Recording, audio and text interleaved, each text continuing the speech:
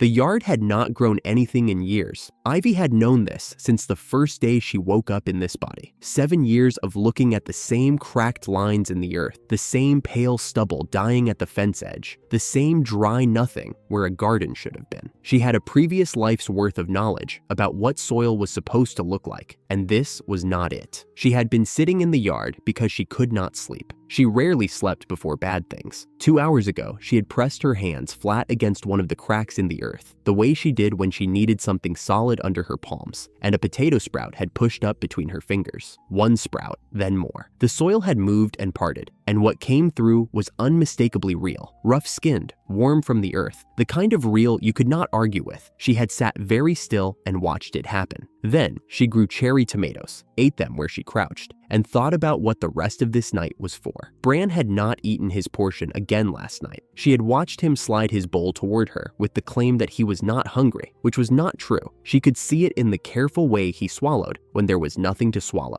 She had eaten his portion and said nothing, and watched him pretend this was fine. He had done it 4 times this week. He was 10 years old. He was thin in the way children got thin from going without too often, the sharpness of it working into the collarbone and the jaw. He had been giving her his food because she was smaller and she was going to be sold in the morning, and this was the only thing he had found to do about it. She pressed both palms flat into the soil. Potatoes rose. She had found a sack in the corner of the shed, old canvas, meant for grain, if there had been grain. She worked steadily, refilling it in rounds. The power responded to intention. She thought of the shape of a thing, its texture and weight, and it came up through the soil the way answers came when you had been working at a problem long enough. Potatoes were reliable. They came up pale and rough and warm, the roots clean. Her hands were bleeding by the time the sack was heavy enough. The cracked earth had split the skin around her knuckles and ground soil deep into the lines of her palms. She kept going until the weight of the sack was right, until she judged there was enough. She looked at her hands in the thin light from the house window, stiff, dark, aching. She picked up the sack. Bran was asleep on his mat with his blanket half off. She could see his collarbone where the blanket edge missed it. His breathing was slow and even. She had woken him earlier, before the stars faded, in the gray space before any light, and made him sit up and told him everything about the potato in a low voice while he blinked at her. 1 seed yields 10. The green parts are poison. Do not touch them. Cook the flesh before you eat it. She had made him repeat it back twice before she let him go back to sleep. She did not tell him why she was telling him at that hour. He would understand the why at dawn. Now she set the sack on the floor beside his hands. He did not stir. She arranged it so the edge of the canvas rested against his fingers, so when he opened his hand in the morning, he would feel the rough cloth before he opened his eyes, so he would know it was there from the first moment. She stood over him for a moment. Her mother was breathing in the other corner. The roof shifted once. Outside, nothing. There was nothing useful left to say that had not already been said, and waking him again would only mean he was awake and watching when the cart moved. She did not want that for him. She went back to her mat. The board was hard under her back, the way it always was. She lay there and watched the window begin to go pale and did not sleep. Her father came for her when the sky was just going from black to gray. He did not knock. He stood in the doorway of the sleeping room and waited. She got up. She had already put her shoes on. The trader was in the yard with his cart and horse. He was a middle-aged man in clothes too clean for this village. Dark jacket, neat at the collar, boots without mud. He looked at her the way someone looks at a confirmation. A quick sweep. Face, hands, general condition. Away. She looked back at him and kept her face level. Her mother came out behind her with her better shawl on. She spoke to the trader in a voice she never used inside the house. A practiced pleasantness, the kind that meant business. She described Ivy's appearance, the family's looks, what the girl ought to fetch. The trader listened and made a sound of agreement. Her father stood to the side with his arms at his sides and his eyes on the ground. The trader produced a small bag. He counted coins from it into her father's palm, one by one. Her mother turned away before the count was finished. She walked back to the doorframe and stood there with her back to the yard, one hand on the wood, shoulders set. She did not turn around again. Her father's hand closed around the coins. The trader took a coil of rope from his belt. He bound Ivy's hands in front of her, 2 loops of rough cord, a knot she could read at a glance. Not tight enough to injure, tight enough to mean the transaction was complete. He lifted her into the back of the cart. Inside, 5 other girls were sitting in the hay, arranged in the careful stillness of people who had already made their peace with the situation.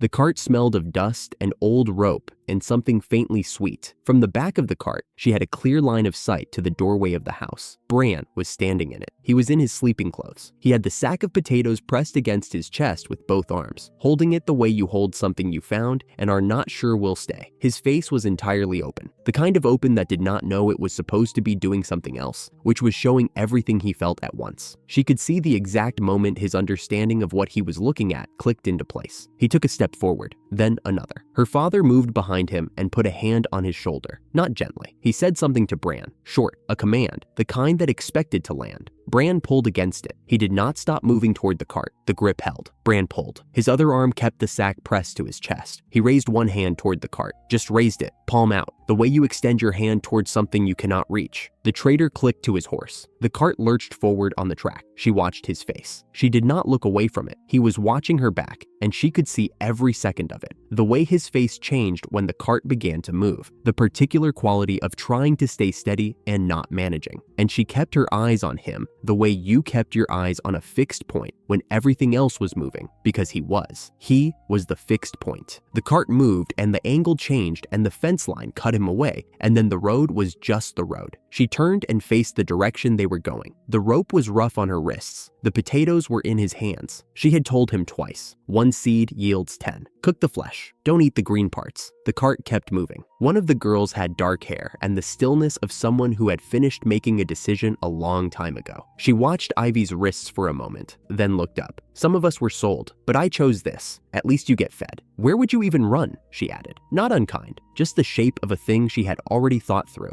Ivy looked at her. 14, maybe. The calculation behind her eyes had run and stopped. I don't know yet, Ivy said. The girl held her gaze for a beat, then looked away, and her face went back to the careful neutral it wore like weather. Ivy worked her fingers around the rope knot, feeling the structure. 2 loops and a half hitch. Small hands were useful here, with patience. She was not doing anything about it on the cart. She was cataloging. Outside the canvas edge, the land rolled past. Dead tree lines, pale, flat fields. The road going somewhere that was not her village. Everything in every direction had the same quality, wrung out. The particular exhaustion of soil that had been running on something now gone for long enough that even the memory of it had faded. She had noticed this since the first day in this body. The world was not just poor. It was structurally hungry. She thought about what she had grown last night. She was working. The cart stopped at the edge of a dead forest when the light went. The trader made a fire, ate alone, and rolled himself in his blanket without checking the cart. He had not tied their feet. A 7-year-old alone in a dark forest was, from his reasoning, not a meaningful risk. Children stayed near the fire. Ivy waited until his breathing went long and even. Then she slipped out from under the canvas and walked to the tree line. The forest had that particular silence of dead land. No insects, no small animals, no water moving, no leaves to shift in the wind because nothing here had leaves anymore. She crouched at the base of the nearest dead trunk and pressed her palms into the soil. Potatoes first. She thought about potatoes, and potatoes came, pale, rough-skinned, warm from the earth. She pulled one out and set it aside. Cherry tomatoes next, the exact color and weight of them held clearly in her mind, and a cluster rose along the root lines of her left hand. She ate them where she crouched, tasting sugar and acid. For the third test, she worked from a dimmer memory. She had read in her previous life about a grass that conditioned dead soil, an article she had half absorbed and never used, filed in the back of her mind without purpose for years. She held that shape carefully, not sure of the specifics, and pressed her hands deeper. Something came up, low and dense, with slightly waxy leaves, dark green in a way that caught what little light the sky offered. She had never seen it in this life or the last. She covered it back over with soil carefully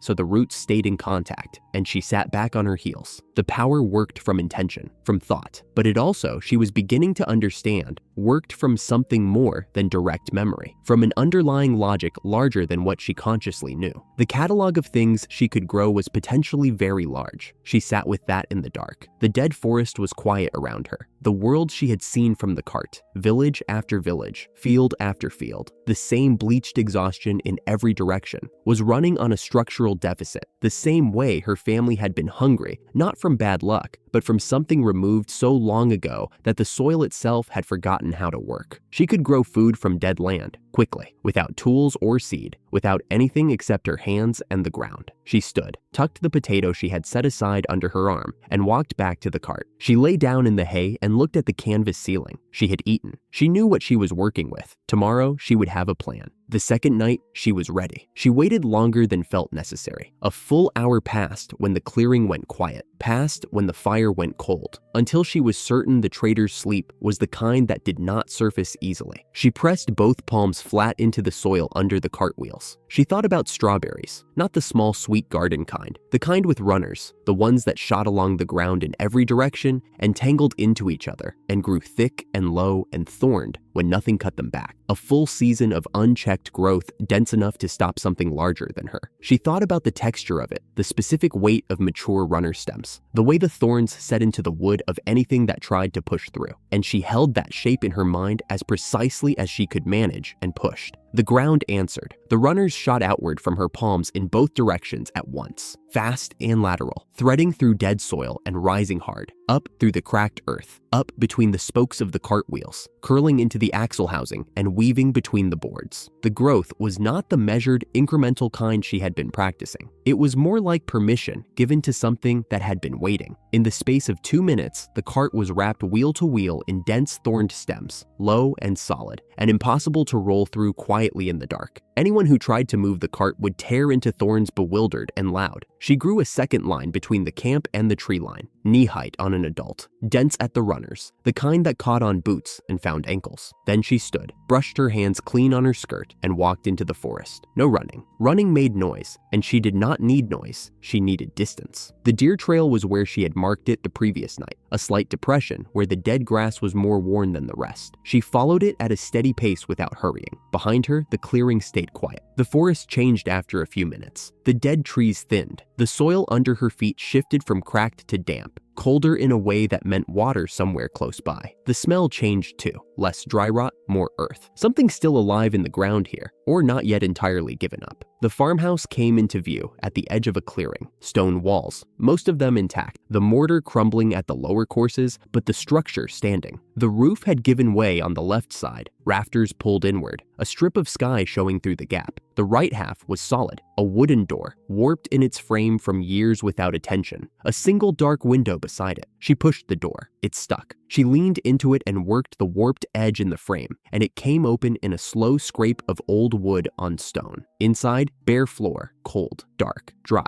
The collapsed section let in pale sky on the left. The right half was sealed and smelled of nothing, which was the best thing she could have hoped for. She went in. She stood a moment in the threshold with the dark room ahead of her and the clearing behind. Something settled in her chest. Not peace, not safety, but the simpler fact of a door that could be closed. She closed it. The warped wood ground in the frame and held. She sat down against the right wall with her back to the stone and pulled her knees up and stayed still. Bran was behind her. She did not know if he was safe. She did not know how to get back to him yet, or when, or what would happen to him in between. Her parents had weighed her against a bag of coins and chosen the coins, and the coins were spent, and the decision was made, and there was nothing in that direction worth going back for except the one thing that mattered entirely. She thought about the raised hand in the doorway, the sack pressed to his chest. He had the potatoes. He knew how to plant them. He would figure out the rest. She had made him repeat it back, twice, and he had the kind of mind that held what it was given. She pressed her back against the cold stone and looked at the ceiling she could barely see. She had one power, and she was starting to understand that it was not a small one. The world outside was dying by inches, field by field, the soil going gray and quiet and wrong. She had grown food from dead earth in the dark, alone,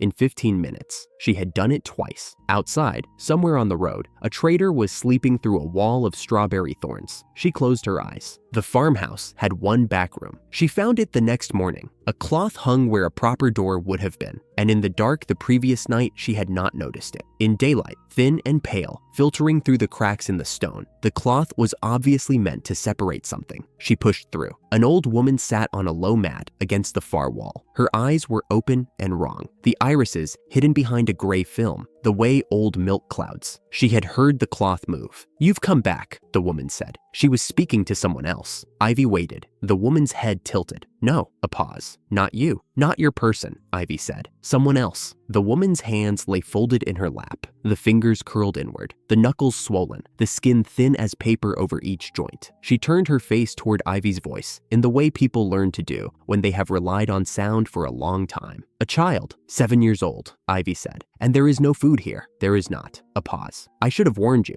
I can fix that." She was already reading the room. The window, small, one pane. The sill cracked at the corner where a weed had tried to grow through and failed. She crossed to it and pressed her palm flat against the crack. The vine came up dark, leaves first, then the cluster of berries pushing through the stone with a sound like very quiet water. The blueberries were darker than she had expected, almost purple-black, dense, heavier than they should have been for their size. She had been thinking about the woman's eyes as she grew them. Whether that had shaped them or not, she could not say yet. She picked 4 and held them out. The crow-claw hands reached, found the berries, closed around them. The first berry, the second. Ivy sat back on her heels and watched. The gray film cleared from the edges inward, not all at once, but the way frost retreats from glass when warmth reaches it. Slowly, the gray thinning to translucent over the brown iris beneath, the brown coming through. The woman chewed the third berry. The silver film cleared further. By the fourth, it was gone. The old woman turned her head and looked at the window. She looked at the light coming through the single high pane. She looked at the vine still growing along the sill, putting out new berries no one had asked it for. She turned and looked at Ivy. She was silent for a long time. Outside, a bird called once and went quiet. "I have not seen light come through that window," the old woman said, "in 2 years." Her hands had stopped shaking. She pressed them flat against her knees and breathed in slowly. That was all. She did not make more of it than it was, and Ivy let the room be still while it needed to be. The vine kept growing. Ivy ate half the new berries herself. She had been living on forest cherries for 2 days, and her body had opinions about that, and gave the other half to the woman. And they sat in the small back room while the morning spread across the floor. The old woman called it green user first, then corrected herself, apostle. The legends went back to her grandmother's grandmother, a person who could grow food from cracked earth, who the land itself answered to, who traveled with a knight's escort because what they carried was worth protecting. Once or twice in a generation, one appeared. The previous one had come through this very region years before, when the old woman was young enough to go looking. Ivy tested the edges of what she knew while she listened. She pressed her finger to the surface of the water in the cup on the shelf and grew bean sprouts from it, pale and spindly and already edible. She tried growing a watermelon and found that the power required her palm flat on a solid surface. A fingertip was not enough. She grew another cluster of berries and ate them, and tried to grow a watermelon again,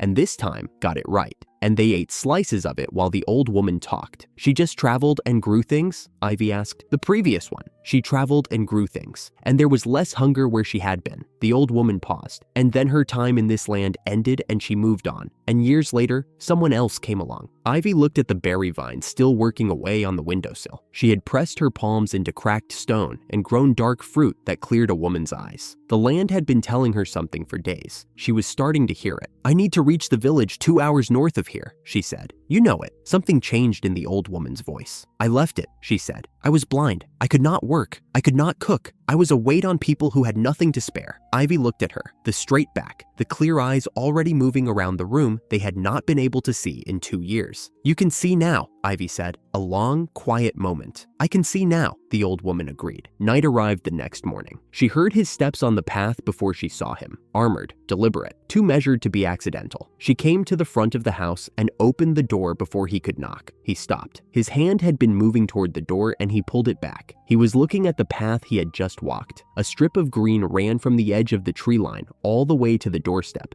dew still on it, with small clusters of clover pushed up through the cracked earth on either side in a rough line, pointing directly at where she stood. She had been trying to stop the trail for 2 days. The grass kept growing anyway. He was tall, nearly twice her height, broad across the shoulders, armored in the practical way of someone who traveled far alone. He crouched to her level, which she was beginning to recognize as the thing people did when they were not sure how to talk to her. "Someone grew this," he said. "I did." She waited. He looked past her into the room. The old woman was visible in the back room doorway, holding a slice of watermelon and looking back at him with 2 clear and perfectly functional eyes. He went still for a moment. "I'm Ivy," she said. "Who are you first?" He looked at her. "A knight," he said, "traveling between assignments. I saw the greenery from the road." A pause. "I followed it. Most people would not." He had the look of someone who had not thought about that.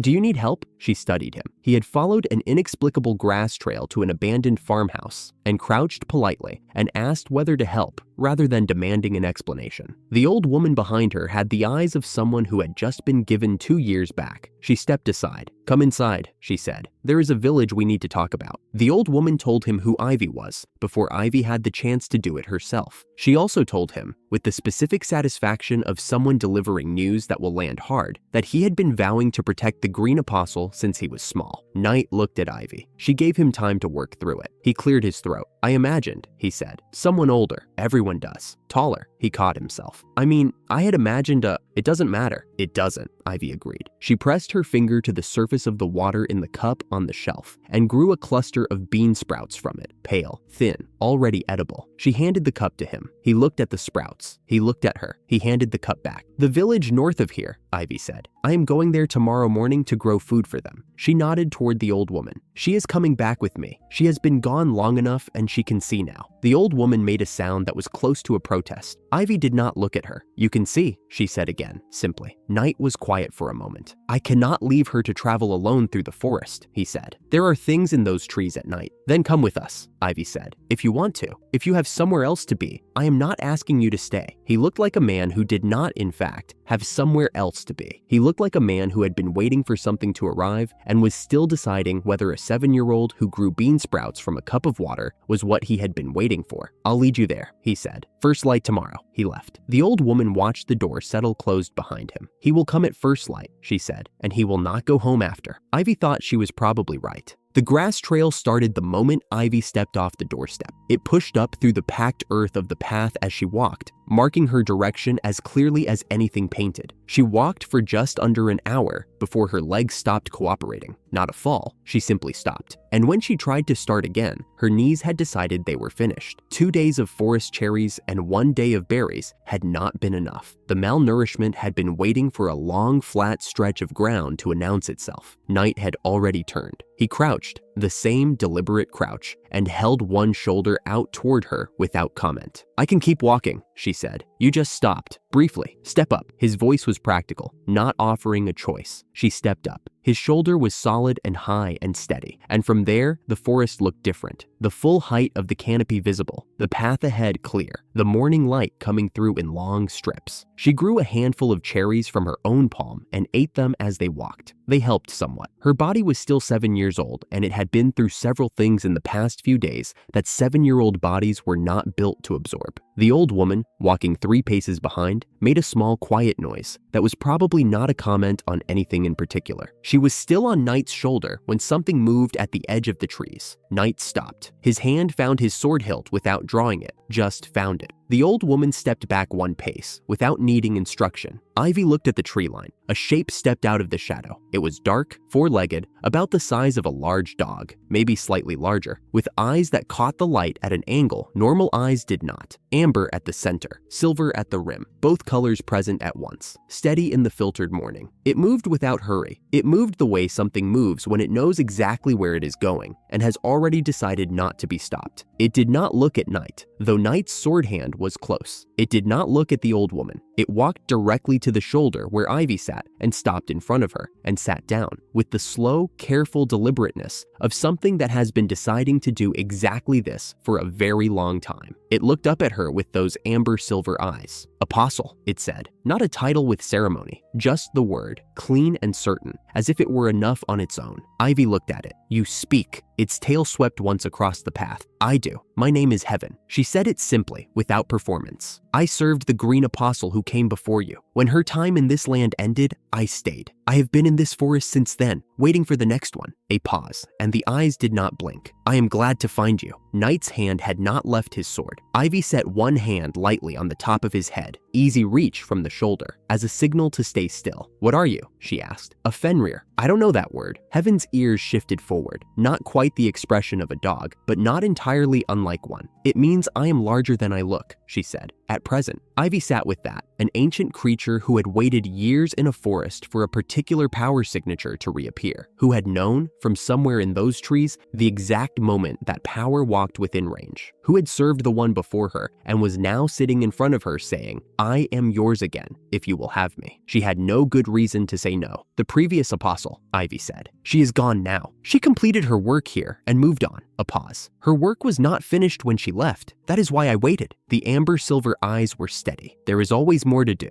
Ivy looked at the grass trail running ahead of her down the path, at Knight's sword hand, still not moving, at the creature that had waited in a forest for years for a 7-year-old to walk within range. "Come along," she said. "We are going to a village." Heaven stood. She fell into step beside Knight's left boot without being told. Knight made a sound that was not quite acceptance and not quite objection, and Heaven glanced up at him once, a brief, perfectly level look, and then turned her attention back to the path ahead. The old woman, still 3 paces behind, said softly, "Being an apostle is tough, isn't it?" Ivy considered the grass trail, the creature, the man whose sword hand had finally relaxed. "We are almost there," she said. The village was smaller than the old woman remembered it. That was what her face said when she saw it through the last trees. 40 people, perhaps, mostly old and mostly young, the working-age men and women, gone to the city long enough ago that the going had started to feel permanent. The soil around the settlement had the gray pallor of land that had been giving its last for some time. Through the open gate, the food stores were visible in the doorways, nearly empty. Heaven stopped at the fence. She did not need to be told. She sat in the shadow just outside the gate with the patient ease of something that had a very long sense of time. The old woman went inside with a family whose faces she recognized from across the square. Knight stayed near the entrance. Ivy climbed down from his shoulder and walked to the center of the square. She knelt and pressed her palms flat. She thought about bananas, their weight, their color, the sweetness she knew from a different life in a different world. She had never grown one. She tried. The shoot came up faster than she expected, thick-stalked, pushing through the cracked earth with a sound like something large taking a breath. It grew in front of her. 10 seconds, 20, the stalk thickening, the leaves unfurling broad and dark green, until the whole thing was taller than she was and still going. The banana clusters formed in heavy-hanging bunches, green deepening to yellow as she held her focus on them. A child near the far fence said something. A grandmother caught her arm and did not let go, and then slowly, without meaning to,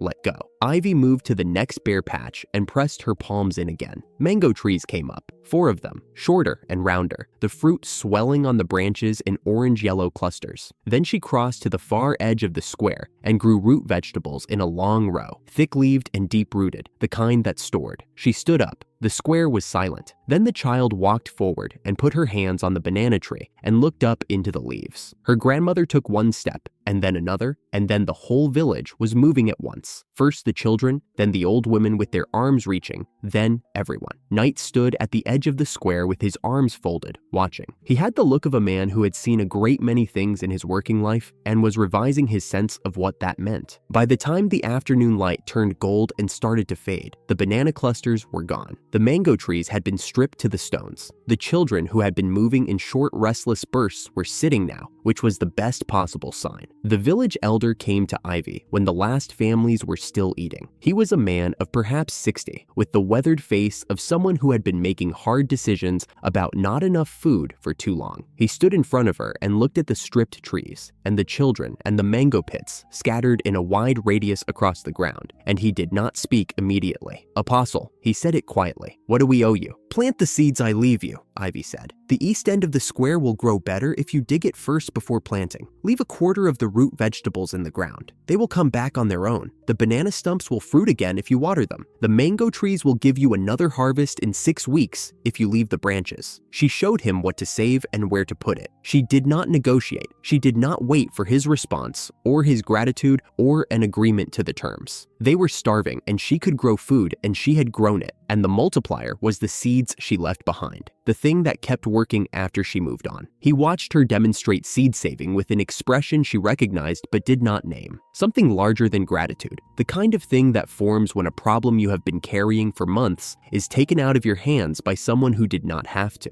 "Everyone ate tonight," he said. "Good." She handed him the last packet of seeds. "That is a start." Knight was still at the wall at the edge of the square. Heaven was visible through the gap in the gate, amber-silver eyes catching the last of the light from outside the fence. Ivy stood in the center of what she had made, stripped trees, scattered peels, a village going quiet around her, and did not try to make it into something it wasn't. One woman's sight returned. One village fed, 3 of them traveling together now where 2 days ago there had been no one. Bran was somewhere she did not know. She held that fact alongside the evening and the full village, the same way she held most things. Clearly, without pretending it was smaller than it was, without letting it be larger than the moment she was standing in. Tomorrow, the road went on. There would be more fields, more soil, more people who needed what she could do. She had a power, and she was starting to understand it was not a small one. The farmland between villages had been dead for years. Ivy walked along the edge of a cracked field in the early morning. The clay underfoot packed so hard it rang against her heel. Nothing grew here, not weeds, not scrub, not even the persistent yellow grass that clung to the worst soil she had passed through in other territories. Just gray crust and furrows that had given up. She stopped. A patch of grass grew in a low spot between 2 dead furrows, a dozen paces off the path. Nothing remarkable from a distance, but Ivy felt the difference before she saw it, a faint warmth rising from the earth around those roots, a signal her apostle sense read the way her hands read wet from dry. She crouched and pressed her palm to the ground beside the grass. The soil there was different, looser, darker, giving slightly under pressure, where everything around it had turned to stone.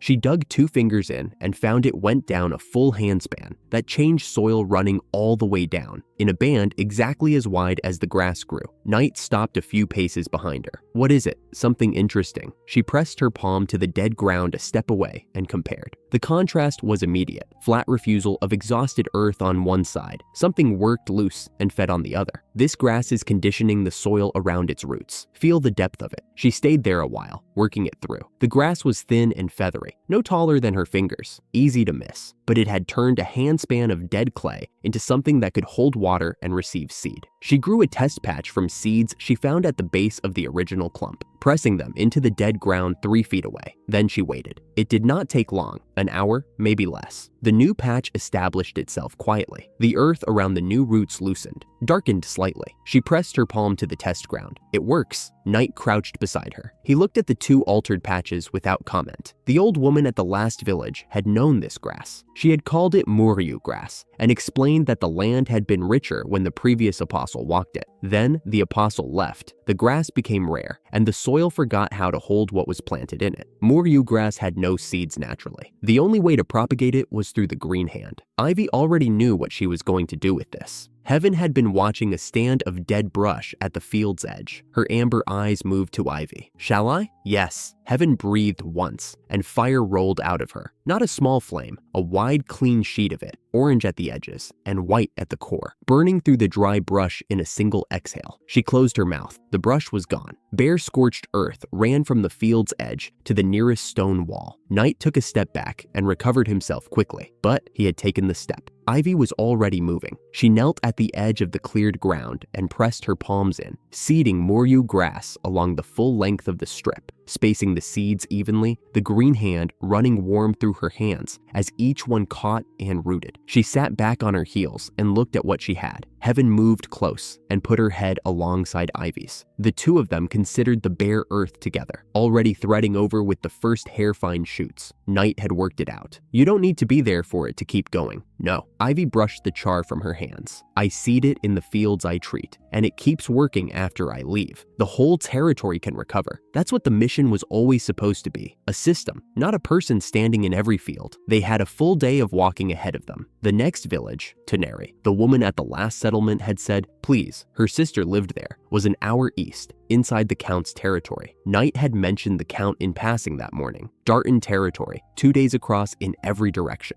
A man whose attention ran toward the capital. His people ate what they could find. The fields they had been walking through for the last 2 hours were his. Ivy filed that away and kept moving. Toneri village looked like hunger wearing the shape of a place. The houses still stood, but the fields had died right to the doorsteps. Gray, cracked earth up to every wall. No kitchen garden, no fence row, nothing growing anywhere. A few children watched from doorways with the careful stillness of people who had learned not to spend energy they could not replace. Heaven had folded herself down on the road outside the village gate, shrinking from dog size to something that fit in the crook of Ivy's elbow. She rode there now, dark fur pressed flat and still, watching the villagers from amber eyes. The village elder met them at the edge. He was a man of perhaps 60, worn through, and his face did the thing she was becoming familiar with. Relief so large it had nowhere to go. Ivy went to work. She grew coconut trees along the main path first, 3 of them, full-grown in under a minute. The sound of wood pushing through ground pulling every person in the village to their doorways. The elder's mouth opened and stayed open for some time. Children pushed forward through the adults and touched the bark. Then pineapples along the fence lines, root vegetables near the well. And then, careful and systematic, Moryu grass seeded along every border she had worked. Thin, feathery strips laid in at the field edges, like thread along the hem of a garment. "Leave the grass at the field borders," she told the elder. "Don't pull it. It prepares the soil. In a few months, the sections I treated will hold anything you plant, and the grass will keep moving into the dead ground beside it." He looked at the faint shoots she was pointing to,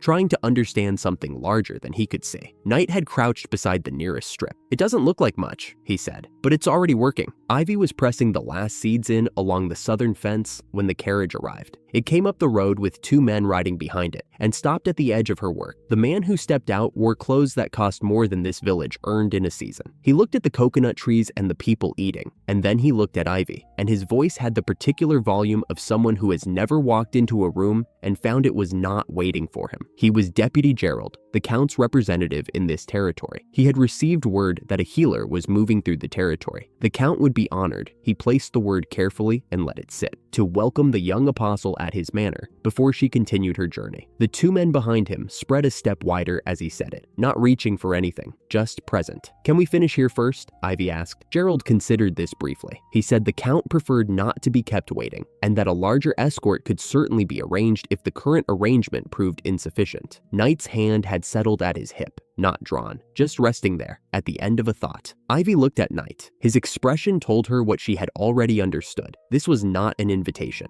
They rode in Gerald's carriage. Dead fields ran on both sides of the road, the same gray-stripped earth all the way to the tree line. Heaven lay across Ivy's lap, very still, amber eyes tracking the window. Gerald occupied most of the conversation. He described the Count's generosity at length, the honor of receiving an apostle personally, how fortunate it was that word had reached the manor in time, how the Count was a man of genuine care for the kingdom's welfare. His voice had the polished quality of someone who had learned that the right words, placed correctly, produced good results for him specifically. Knight said nothing. His eyes were on the window. Ivy watched the dead fields pass and thought about the land running on both sides of this road. All of it Darton territory. All of it the responsibility of the man at the end of this road. The soil could be seeded. The fields could recover. It was not an impossible problem. The manor rose ahead through the dust. Gold detail on the gateposts. Fresh paint on the walls. Windows clean and bright against the stripped fields. She looked at it and thought about what it cost to keep a building that clean inside a dying territory. Knight turned from the window, his voice below Gerald's range. "Nobles like this. This is still the mild kind." Ivy looked at him. He did not elaborate. Count Darton was not what she had expected. And then he was exactly what she had expected. He was large, soft around the edges, well fed through many comfortable years, but he carried himself with the ease of a man who had never stood in a room where someone did not defer to him. He greeted Ivy with warmth, not performed warmth, genuine warmth, the kind belonging to someone who has arranged a situation precisely as he intends it, and is now simply enjoying the last moments before everything proceeds according to plan. The reception hall was built for this kind of meeting. Stone walls hung with tapestries, a wide hearth, carved wood along the ceiling that had cost what most villages spent on food in a year. The Count gestured Ivy toward the chair nearest his at the long table, the easy way a man gestures someone toward a gift. Gerald settled near the door. The Count began. His territory was failing. He said this plainly, without false modesty, a man acknowledging a hard fact. The land had been declining for years. The people were suffering. The kingdom needed productive territories, and here, by good fortune, was the new Green Apostle herself passing through the very ground that needed her most. He was in a position to help. He wanted to help. He was offering her a home, legal protection, the stability that a 7-year-old traveling alone on the road could not have. He used the word ward the first time in the 3rd sentence. He used it again in the 5th, and twice more in the sentences that followed. Each use came wrapped in something else: protection, stability, the mission's importance, the kingdom's need, but the word itself was specific, and its legal meaning was exact: guardianship,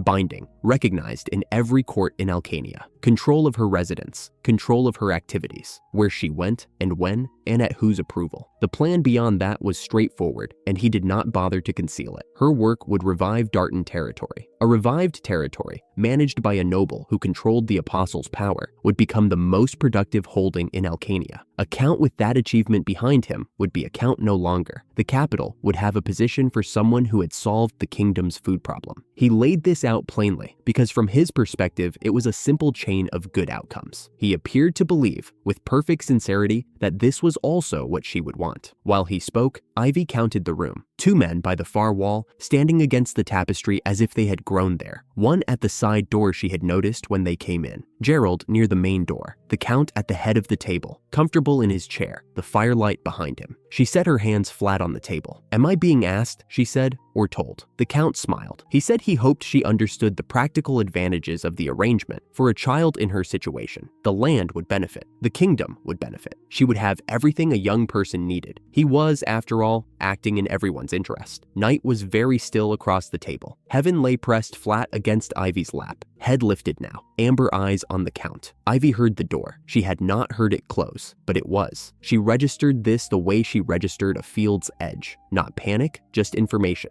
Gerald was no longer near the door. He was inside the room, standing against the wall, arms at his sides. She looked at the Count's face. He believed what he was saying. This was not a performance. He had the particular certainty of a man who has arranged things carefully enough that refusal has never seriously occurred to him as an outcome. The arrangement benefited the territory. It benefited the kingdom. It benefited the mission. It also happened to place the most powerful agricultural ability in the kingdom under his permanent legal control. He had weighed her against something he wanted and found the calculation simple. She had seen this kind of calculation before, not in a noble's hall, in a border farmhouse, with a bag of coins on a table and someone deciding what she was worth. The fire crackled in the hearth. "No," Ivy said, not loudly. The word was factual, the way soil conditions were factual, a property of the thing, not a performance about it. She kept her hands flat on the table. "I'm not available to be anyone's ward. My mission belongs to the land, not to any territory's administration." The Count's warmth went somewhere. His face did not change dramatically. A slight settling around the eyes, a small hardening at the jaw. He was still controlled. He was simply no longer warm. The shift was almost polite. He explained precisely that he was not technically asking. Knight moved, not toward the Count, a repositioning in his chair, deliberate, the small shift of a man who has decided where his weight should be. Heaven lifted her head from Ivy's lap, her amber eyes fixed on the Count and held there. The room was quiet. No one had raised a voice. The fire crackled. Gerald stood near the far wall, arms at his sides. The 2 men by the tapestry had not moved. The door behind them was closed. Ivy looked at Count Darton. He was not angry yet. He was in the space just before it, still controlled, still calculating, running the next move the same way he had run the first one. He was not a man who panicked. He was a man who adjusted. She was 7 years old in a locked room, and she had a power, and she was deciding how fast. He looked back at her. Neither of them moved. No one moved. Ivy looked at Count Darton across the long table, at the composed face, the gold trim at his collar catching the hearth's light, the expression of a man whose authority had never been meaningfully tested, and made a decision. She slid off her chair and put her hands flat on the stone floor. The apostle's sense moved through the stone at once, down through the polish, down through the cracks beneath it, deep into the bedrock under the manor. She had been feeling the floor since she walked in. There were 3 strong fissures running under the surface, one beneath the hearthstone, 2 branching toward the far wall. While the Count had been explaining the terms of her wardship, she had been noting the exact distances. She had the whole room in her hands. The stone split, not loudly, a sound like old wood settling, low and organic, and then all 4 fissures opened at once. Something green came up from each of them, pale vine wood at the joints, dark at the center, growing fast, too fast to track the individual stems, rising from the floor in multiple directions simultaneously. The Count pushed back his chair. He did not make it to standing. The vines came around his ankles in the same motion as a door closing, present, immovable, not tight enough to hurt. Then his wrists. The growth kept going, arching upward, the separate columns weaving together overhead in a dense overlapping lattice that closed above him with a soft sound like hands pressing. Deputy Gerald's cage formed 3 feet away at the same moment. The floor between them had simply decided. No one at the doors moved. Ivy stood up. She brushed stone dust from her palms and looked at the room. The cage had the shape of a large birdcage. Rounded at the top, the vines interlocked in repeated loops. The gaps were regular and intentional, wide enough that the Count could see out, wide enough that someone smaller might fit through. Not wide enough for a man fed well on stipends, while his villages ate half their portions. She had calibrated this while looking at the Count's hands during dinner. Tiny flowers opened along the vines, pink-white, no larger than buttons, blooming in clusters from the joints, as if the cage had been growing in a garden rather than from a stone floor. They produced their pollen quietly. A faint sweetness moved into the air. The Count spoke. He told her what her situation was. He told her what his authority covered and what hers did not. He was correct about most of the legal details and indignant in a restrained way. The indignance of a man who believes the error is fixable if the other party will only listen. His voice was carrying well. It carried well for about 40 seconds. Then it slowed. His eyes went heavy in the middle of his next sentence. He finished the sentence badly, the final words soft and slurred, and then his head settled against the vinewood behind him and he slept, still sitting upright, still wearing the face of someone with a point to make. Deputy Gerald followed 8 seconds later. Heaven raised her head from the vine loop she had climbed into beside the door. She let out a breath that was not quite a sigh. The men by the doors remained exactly where they were. Ivy sat back down. She asked if anyone would like to discuss it differently. No one answered. She poured herself tea. Night had moved before the vines finished growing. One of the Count's servants had slipped out of the hall ahead of the doors closing, sent riding for the neighboring estate to summon allies. Night had caught him at the manor gate. He had pressed a message flower into the servant's hand, one of the small pink flowers Ivy had grown that morning, programmed to repeat a request in her voice. Follow this person. The person was Night. The direction was toward Duke Dandy's traveling party, which was 2 hours down the road. The Duke arrived before the hour was out. He came with 2 retainers and an expression of precise neutrality. He walked into the reception hall and took in the scene without visible surprise. 2 men sleeping inside a glowing vine cage, flowers blooming from the bars, pollen drifting in the hearthlight, a small girl with dirty hands drinking tea, a large Knight standing behind her, a dark creature with amber silver eyes curled in the vines by the door. He stood there a moment. Then he crossed to Ivy's table and withdrew a folded paper from his coat. Old paper, refolded so many times the creases had gone soft. He opened it. A sketch. A young woman with a particular stillness in her posture, and beside her, a dark creature with amber silver eyes sitting at attention. Heaven opened one eye. The Duke looked at the creature, looked at the sketch, and put the paper away. You are the Green Apostle, he said. Yes, Ivy said. He asked 3 questions in quick succession. What the Count had stated as his intent, what legal instrument had been invoked, and whether anyone in Ivy's party had been harmed. Ivy answered all 3 without embellishment. Roland stepped forward from along the wall. He was gray-haired, straight-backed, and his face carried the particular weight of a man who has been keeping something back for years and has finally arrived at the moment to put it down. Your Grace, he inclined his head. I am prepared to accept whatever punishment you see fit for my failure to prevent this situation.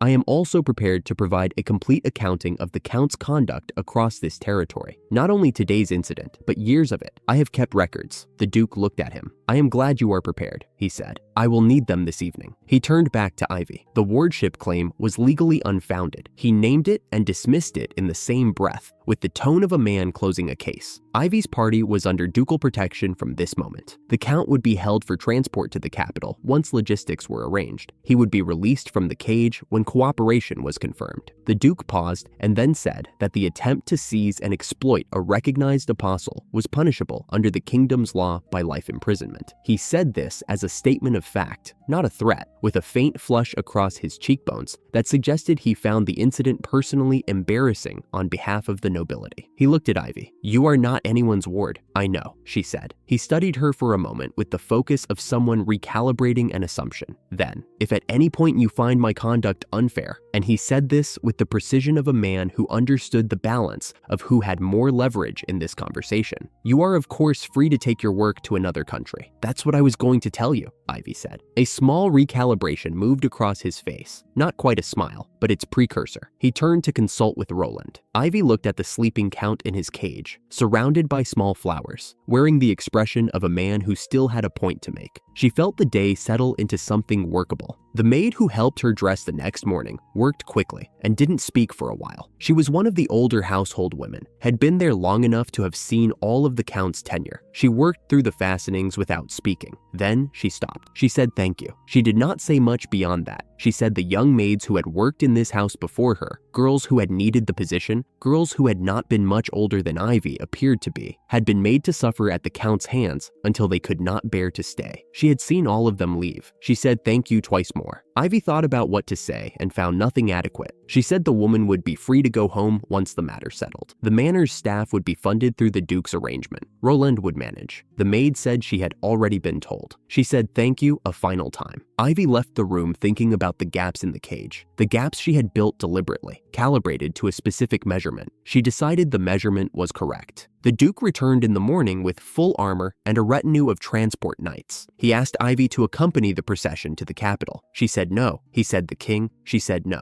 Knights stepped in. The Count's territory hasn't seen the apostle yet. That's a month's work at minimum. The Duke will be occupied with the trial. A pause. Ivy could tour the territory first. Roland had a map ready. The full territory would take approximately 1 month to 1.5 months on foot. He had marked the most urgent villages already. Ivy agreed to visit the Duke's estate in a month and a half. One condition. She wanted to arrive as a normal person, not an occasion. If you make it into a spectacle, she said, I'll go home immediately. The Duke said he understood. His tone was that of a man who had just updated what he understood. They loaded Count Darton and Deputy Gerald onto the transport carriage, still in the vine cage, still asleep, the flowers still softly blooming along the bars. One of the knights leaned toward another and asked very quietly whether the golden light would transfer if he touched the vines. No, Ivy said. 3 knights completed a small and solemn silent victory gesture. She told the retinue, in 2 to 3 days, small sweet fruit would appear on the flowers. When the fruit ripened, the prisoners would wake. Until then, no one but her could wake them.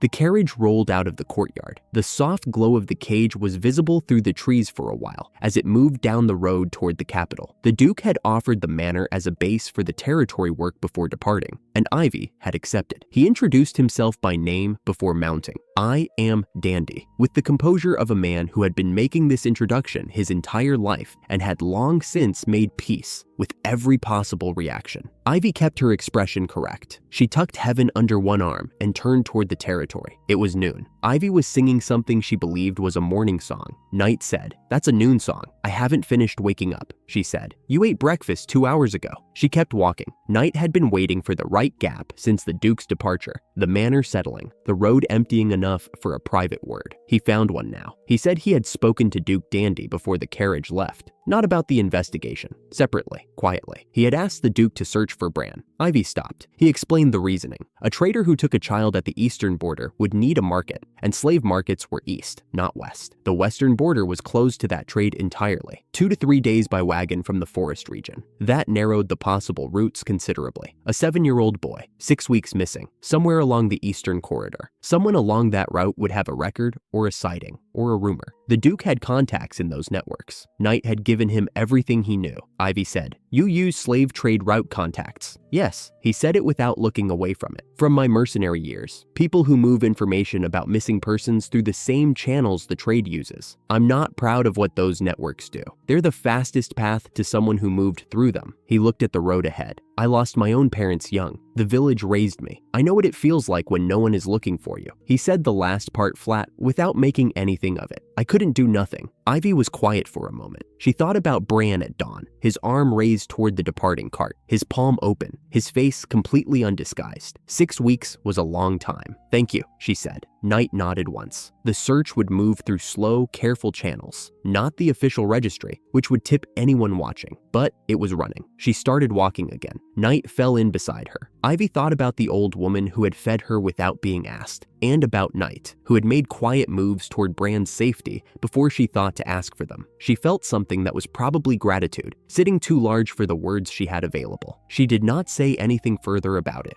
The girl came out of the field at a dead run and went hands first into the road. She caught herself, got up without pausing, and grabbed Knight's sleeve. Her voice had the tight, careful quality of someone who does not have time to fall apart yet. "Please," she said. "My mother, please." Knight was already moving. The woman was inside on the packed earth floor, lying on her side. gray-faced, a faint tremor in both hands, white foam at the corner of her mouth, and a tension through her body that was specific and wrong. Not peaceful unconsciousness. Something fighting. Knight crouched, looked, did not touch her. "Gettin' grass," he said. "There's a patch at the south margin of the field, mixed in with ordinary weeds. You can't tell them apart without knowing what to look for." He glanced at Ivy. "Without treatment, she has 3 days." Ivy was already on the floor, with her fingers pressed to the earth. Her apostle's sense followed the root system outward, through the packed dirt under the house, through the path to the water source, along the contaminated line running from the field's south margin. The Gettin' grass had been growing there for weeks. It released its toxin into the soil, and the water moved it forward. This woman had eaten the grass directly and collapsed faster. There would be others in the village drinking from the same source who did not know it yet. She grew the antidote fruit in her palm. Narrow, drop-shaped, dark green, the skin smooth and tight at the tip. The smell was bitter in a clean way, the kind of bitterness that means the plant is doing something specific. Knight looked at the fruit. He looked at the woman. "She can't swallow that," he said. Ivy administered it through the woman's nose. Knight went very still for 2 seconds. The woman breathed, then breathed again, differently, deeper, the body unclenching. The tremor in her hands slowed and stopped. The foam cleared. Her color did not come back immediately, but the grayness began to ease. She moved from the earlier wrong stillness into something that was clearly sleep, the kind that meant healing. The girl made a sound behind them. She did not try to form words. Knight handed Ivy a cloth without comment. There was also the water source to address. The contaminated line ran from the south margin outward, and others near it would have been taking in low amounts of the toxin for weeks without knowing. Ivy spent an hour pulling the Gettin' grass from the root network, following the contamination line until the south margin was clear. She grew soil conditioners where the grass had been. Pulling invasive plants without replacing their function in the soil just opened the ground for the next opportunist. Knight documented it in his field notes. When she finished, Ivy cleaned her hands and looked at him. "It's not only food and soil," she said. "It's medicine,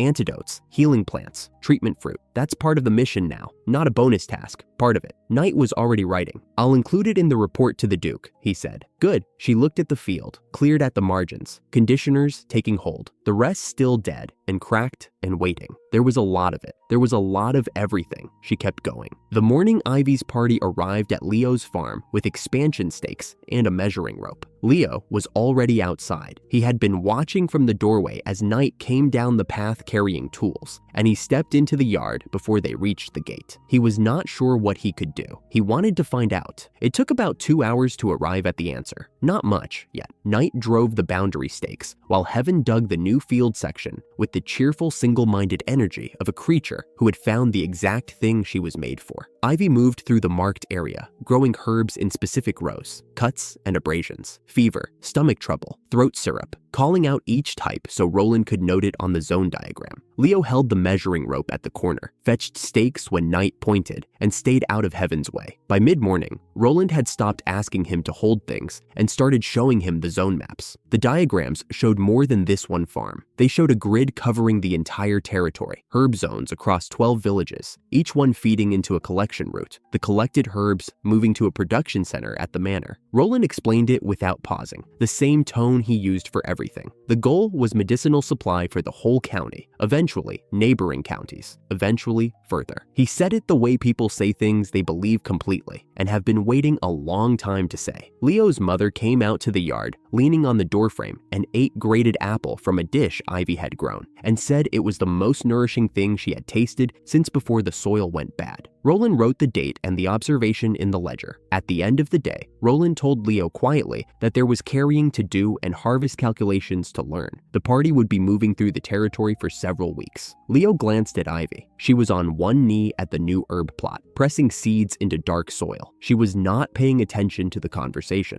She was working. "Yes," Leo said. "I'll come." The territory did not heal in a week. That was not how it worked. A dead patch near the second village came alive from the roots up over 3 days. Stems first, then canopy, then color, returning to the soil around it. A blocked irrigation channel at the edge of one of the eastern farms cleared in an afternoon and filled end to end by evening. In each place, Ivy crouched and put her hands in the earth. Something changed. The change held. It did not need her to come back. Leo carried equipment between sites, kept the planting schedules, marked completed rows, and checked each morning's growth against Roland's projected rates. By the end of the first week, he was managing one section of the herb zone himself, writing the zone records in his own hand, checking the herb growth against the schedule, flagging anything that ran ahead of or behind projection. Roland checked his numbers at the end of the 7th day without comment. Then he said, "Better than projected." Then he went back to writing. Leo wrote that down too. On the 8th day, Ivy planted the first fruit tree in the territory's eastern section. It was a young apple sapling, not much taller than Leo's shoulder, set in deep conditioned soil with Moryu grass around the base. 3 years since any fruit tree had stood in that part of the county. Leo's mother had asked Roland to describe it when he returned, and Roland had told her it would still be there when she was well enough to see it herself. Roland wrote the planting date in his ledger, closed it, and stood at the edge of the new-turned earth for a moment longer than usual before walking on. The boar had been at the third village's vegetable plots for 2 weeks before the party arrived. The holes in the field were unmistakable, deep, torn, the work of something very large that had no interest in moving quietly. The village chief explained that the young men were away working in other counties, and the hunt had not happened. Knight took it. Leo came with him. The trail was clear. Knight had walked it alone the previous evening. In the early morning, with the air still and the crops wet, they moved through the field margin without speaking. Ivy and Heaven were working the Moryu zones at the village's other end. They found the boar at the far edge, tracking something in the adjacent grass. It was as large as a draft horse and considerably lower to the ground. A solid mass of weight and direction, the kind of thing that looked different at 20 meters than it looked in a description. Knight stopped. Leo stopped 3 paces behind him, and then Leo's feet did not move again. It was not cowardice. He had walked into this field knowing what he intended to do, and all of that was still true somewhere. But the gap between the boar at 20 meters and the boar as he had pictured it was wider than he had prepared for. His hands stayed at his sides. The boar tracked the grass. It had not seen them yet. Knight did not push him forward. He stood beside Leo and kept his voice low enough not to carry. "You're waiting for certainty," Knight said. "You think confidence arrives before the move. It doesn't." The boar lifted its head slightly. "Move first," Knight said. "Understand it later." Leo's hands tightened. He took the shot. The boar went down cleanly. Knight's follow-through finished it at the field margin before it had crossed half the distance. The morning went quiet. The grass settled. Leo sat down where he was standing. Not from injury. His legs had simply decided the floor was reasonable for a moment. He stared at the edge of the field where the boar was no longer moving and did not say anything for a long while. Knight did not offer conversation. There was nothing to offer. The moment had gone exactly as it needed to, and Leo would understand that later, just as promised. After the stew was eaten and the others had gone inside, Knight found Leo by the fire. He sat down without explanation. They watched the coals for a while. Then, Knight finished what he had started in the field that morning. He said that Ivy was not fragile in the way she appeared, that her power was something Leo had seen only a piece of, and that it would keep surprising him, that protecting someone did not work through sacrifice. Getting hurt in front of her would cost her something she would carry. He said to value himself. That was the actual shape of protection. Leo's eyes were wet by the time Knight finished. He did not seem troubled by this. He nodded once and went back to watching the fire. Knight watched the coals settle. He did not add what else was true. He thought about whether Leo had heard the version meant for Leo or the one meant for someone else. He was not sure which version he had actually spoken. He stayed by the fire until it burned low and then went inside without waking anyone. 1 month after the work began, the dead zones in the Count's territory were smaller. Not gone, smaller. The herb zone ran on schedule. Medicine was in production. The apple sapling stood in its conditioned earth at the territory's eastern edge. Every village had been visited, most of them twice. Ivy's final act before departure was at the high ridge on the wind-facing side. She had spent 2 days modifying the Moryu grass seed casings, not planting new growth, but reshaping what was already there, adjusting the pod structure so that it was lighter and open-winged, built to catch air rather than fall straight down. The original seeds dropped where they grew. The roots spread locally. These would not stay local. She had tested the new pods in a closed space first and watched them rise on the faintest movement of air, spinning on their wings, lifting before falling. On the prevailing wind, they would carry 15 to 20 kilometers before landing. She knelt at the ridgeline and planted the first row. The afternoon wind found them before she stood. They rose off the ridge in slow spirals, white-winged, catching the late light as they turned, drifting east in ones and twos, and then dozens as she continued along the ridge. The air above the slope filled with them, spinning points points of white moving outward against the wide sky, riding the current without effort. Some would land in fields she would never visit, some in dry soil at the edges of uncultivated land where no one had planted anything in years. Some would reach places she would never know about, and the grass would take root there, and it would do its work without her. She could not be everywhere. What she started could. She stayed at the ridge long enough to watch the drift thin out, and the individual seeds become indistinguishable from the light. There was no way to follow them. That was the point. She turned away before the last of them disappeared. Knight stood at the bottom of the slope with his arms at his sides and said nothing. There was nothing to add to what was in front of him. Behind them, Roland's pen moved steadily across the ledger page. The drift carried east until the leading edge was too far to see. Roland had made the baked apples himself from the first harvest of the new trees. They were small, not yet 2 seasons toward their full sweetness, and slightly tart, and absolutely real, fruit from the soil of this territory, grown in the month just past. He set them on the kitchen table in a careful row, and when the party came in for the evening meal, the kitchen smelled of warm fruit and wood smoke. Leo had been carrying something since midday. It showed in the way he refilled plates without being asked, and in the way he started sentences and did not finish them. He had assembled a particular moment in his mind over the course of the afternoon, and he was waiting for exactly the right opening. Ivy took a baked apple from the dish and bit into it. She went still for a moment. "These are wonderful." Roland set his pen down. "I picked the first ones this morning," he said, with a careful steadiness that was not quite masking anything. He had helped plant those trees. Leo set his fork down. The timing was exact, the warmth in the room at its peak, the table quiet, Ivy looking pleased. He looked at her directly. "Ivy-sama," he began.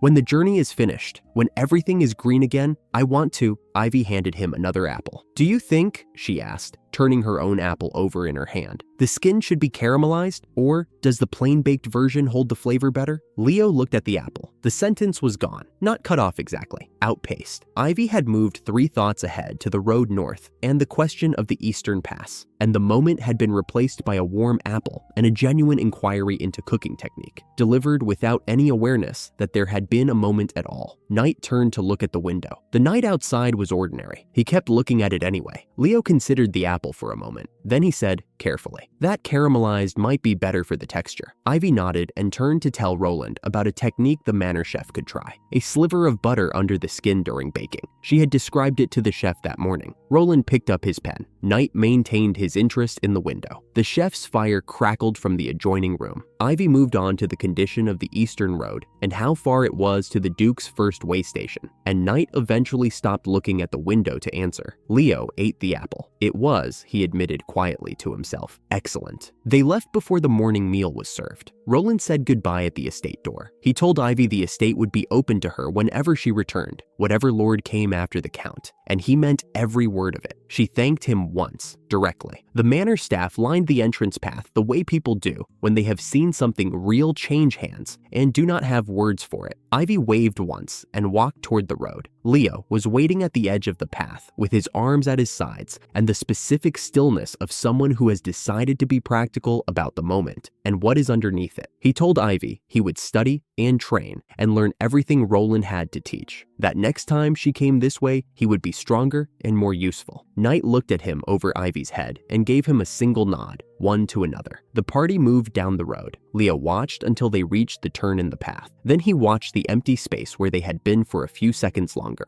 one arm half raised in a wave that had already finished. He could see the apple tree from where he stood, small, bare-branched in the early morning, barely visible at the field's eastern edge. 2 seasons until it bore properly. He would be here for both of them. Then he turned and went inside. Roland had already gone back to his ledger. Somewhere to the east, on winds none of them could follow, the Muryu seeds were still moving. The Duke's estate had walls that were intact and a garden that was green. Ivy had been traveling through country where neither of those things could be assumed, so she noticed both. The walls were stone and full height, well pointed at the joints. Inside them, the grounds were tended, not the green she had been making herself, nothing that deliberate, but the ordinary green of a household with water and maintenance, and the intention to stay. It should have been unremarkable. Given what she had seen in the last several months, it felt like a proof of something. Duke Dandy was at the path before they had finished dismounting. He had ridden hard from the capital. His traveling coat was still marked by the road, and he had the particular look of a man who had been managing paperwork on someone else's behalf for 3 weeks and was genuinely glad to see the cause of it arrive in person. But it was the woman beside him who came down the path to meet them. She had not waited for her husband to finish introductions. She walked quickly and without ceremony, and Ivy had time to register that the Duke had not described his wife accurately when he mentioned she was eager to receive the apostle. He had given her the noun without the specific weight of it. Ruby was elegant in the unhurried way of someone who had been beautiful for a long time and no longer thought about it. Chestnut hair, eyes that turned down slightly at the corners, warm in a way that was not practiced, the kind that comes from years of actually being warm. She stopped short of reaching out, some restraint about what was proper with a stranger. Then, visibly, she decided the restraint was not worth the cost. "It's a pleasure, Green Apostle." Her voice was steady and contained nothing theatrical about it. "I am Ruby, Dandy's wife. Please, remember us." Ivy looked at her for a moment. "Please just call me Ivy." That settled something. Ruby's expression did not change dramatically, but she nodded once, the nod of a decision already made being confirmed. The girl standing behind Ruby had been watching Ivy the way someone reads a document before trusting it, methodical, unhurried, without embarrassment about the assessment itself. She was several years older than Ivy, straight-backed, with her father's strong jaw, and something softer besides. Her gaze traveled from Ivy's hands to her face, to night to heaven, in the careful circuit of someone who was checking a list, and then came back to Ivy. "I am Pearl," she said. "Pleased to meet you." The warmth was already there. It arrived after the assessment rather than before it, but it arrived. In the reception room over tea, the Duke gave her the full account of the Count's trial. The title was stripped, the house dissolved, the assets seized for territory recovery. The sentence was life as a criminal slave, the harshest category under Alcanian law, permanent forced labor with no term and no path to release. The Duke described the proceedings in the precise way of a man who had been personally present for all of them. Ivy turned her cup in her hands. "No need for a death sentence," she said. "Isn't it more fair to make him work off what he owes?" That was, in effect, the recommendation I carried on your behalf. The Duke looked neither surprised nor disappointed. He moved to the succession plan. His nephew, second son of a Marquis, clean record, a reasonable candidate for the position. "Surprise inspections," Ivy said. He said he would arrange them. She asked about the household servants. Roland had already accepted the estate administrator position, the Duke said, and the remaining staff would be rehired as positions opened under the new management. That answered the last thing Ivy had been holding in the back of her mind since the morning the transport carriage left the Count's estate. She set her cup down. At the far end of the room, Pearl had not moved from her chair. She was watching Night, not rudely. She was too careful for that, too composed. But Ivy had noticed it at the entrance and was noticing it again now. Every few minutes, Pearl's attention traveled back to him,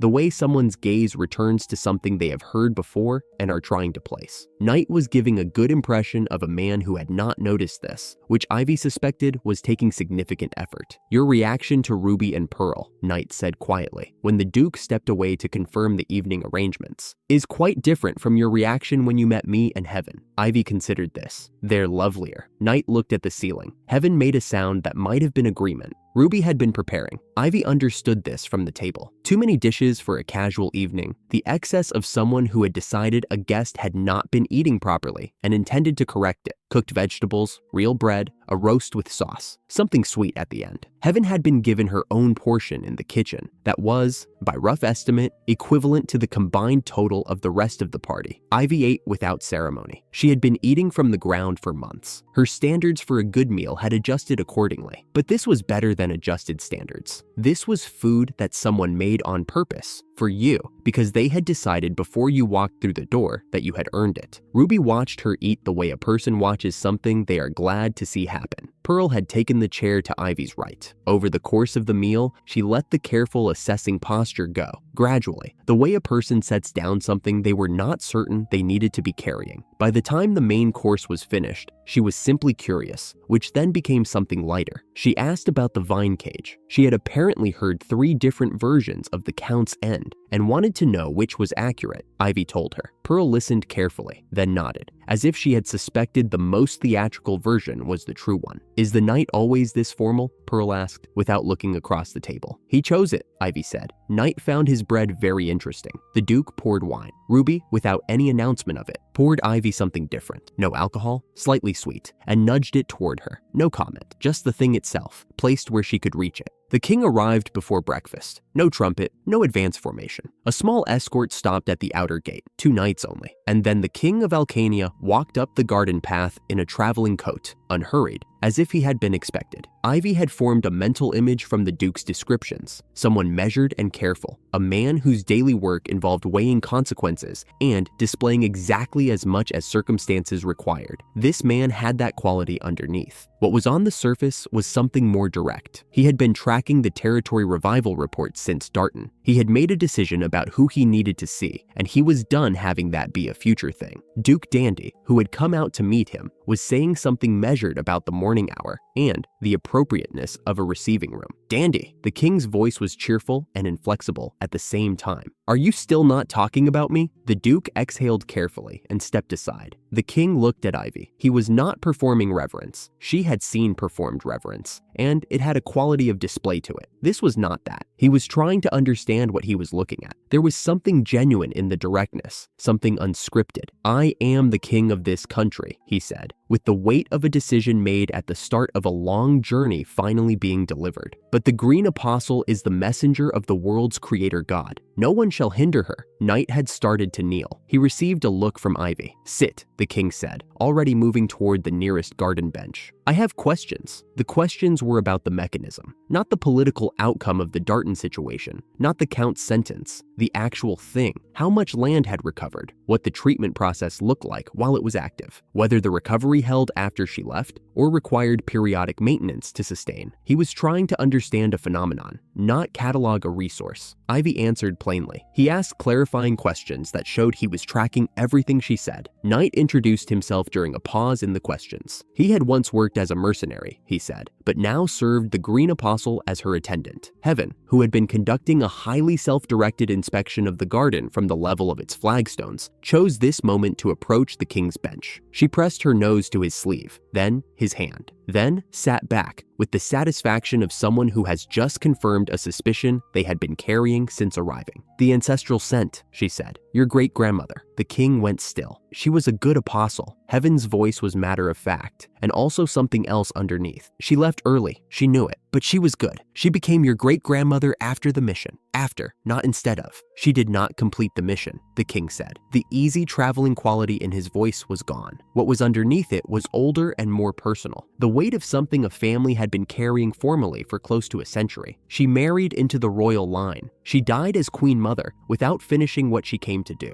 My family has always been told that the failure shortened the cycle, that because she stopped early, the next apostle came too soon. She knew, Heaven said. She regretted it until the end. That is why I waited, so the next apostle would not come in without someone who remembered. The king looked at Ivy. She told you the legend? I didn't know the legend, Ivy said. Pearl, who had come out to the garden some time during the questions and taken a seat at the edge of the group, made a small sound. Knight cleared his throat. The legend says, once every 1,000 years, when the world withers, the green-handed apostle makes the flowers bloom. That's the whole thing? Ivy asked. In its common form, Knight said. There are longer versions. That is, in effect, the substance of it. The king had recovered his equilibrium. The full records, the 5 countries, the locations of the continent stones, everything my great-grandmother left in writing. I will have those sent formally once I return to the capital. You should have all of it. Ivy stored that. 5 countries, continent stones. The mission was larger than Alcania. It was Pearl who raised the other matter. She did it with the careful expression of someone delivering information they were fairly sure was incorrect, but needed confirmed incorrect on the record. There is a story in the capital, she said, that the Green Apostle might be proposed as a fiancé to the second prince. The Duke and the King both looked at Pearl with the expression of men who had not expected that sentence to arrive in this conversation. Pearl looked at neither of them. She was looking at Ivy. My engagement to the second prince, she said, is not going to be affected by this, is not cancelled, the king said at once, was never in question. "Do not worry." Pearl nodded, but her attention stayed on Ivy. Ivy considered the proposal question for approximately 2 seconds. "If anyone attempts to make me a political arrangement of any kind," she said, in the same tone she used to discuss crop yields, "I will turn the entire castle into a rose garden." The silence that followed had a particular quality. Pearl laughed, a real one, startled out of her. The Duke's expression settled into the specific relief of a man who had feared a very different answer. The king made a sound that was not quite a laugh, but was related to one. "Noted," the king said. "You have my word. No arrangement without your explicit consent." "Good," Ivy said. The larger meeting narrowed. Pearl had gone back inside with Ruby. Night had taken Heaven for a walk, the way someone takes a walk when they have understood that a private conversation is forming and they are not part of it. Duke Dandy had moved to the writing desk. The king and Ivy were left across from each other with the quality of two people who had been circling something and were now going to say it. The king began formally. He apologized, on behalf of the kingdom, for the count's behavior. His conduct had been a violation of the apostles' sanctioned authority, and it was the crown's responsibility that the appointed count of that territory had acted as he had. Ivy looked at him. "I already handled it." "I know." The king did not seem offended. "I am still required to say it." There was also the question of whether the blessing work, the territory recovery, would continue, given what happened. "I wanted to confirm that the apostles' mission had not been disrupted." "I'm not a fragile child," Ivy said. "The work continues." He nodded. Then he was quiet for a moment, looking at her with the expression he'd had in the garden, the one that was trying to understand something. "Not the power, something else. The count's records listed you as a minor without guardianship," he said. He was not asking. He was stating what he knew and leaving room to be corrected. "Traveling alone, no registry, no family claim, no placement documentation." "That would be because there was not one," Ivy said. "Where were you before Darton territory?" "I walked from the border region," Ivy said. "I was alone because I had just been sold." The king looked at her. "My parents sold me to a trader when I was 7 years old," she said. The way she said it was the way she said everything, plainly, without preamble, without performing distance, and without performing pain. She was not editing for his benefit. She was not sparing herself. She was simply telling him what had happened. "They decided my power over plants was not useful. The trader was paying for children at the time. That was the transaction." Duke Dandy had set down his pen. The king was quiet. The room held that quiet. Ivy did not fill it. She had learned a long time ago that other people's silences were not hers to manage. When the king spoke, something had shifted in his posture. Not loudly, not dramatically, but the deliberate change of a man who has arrived at a decision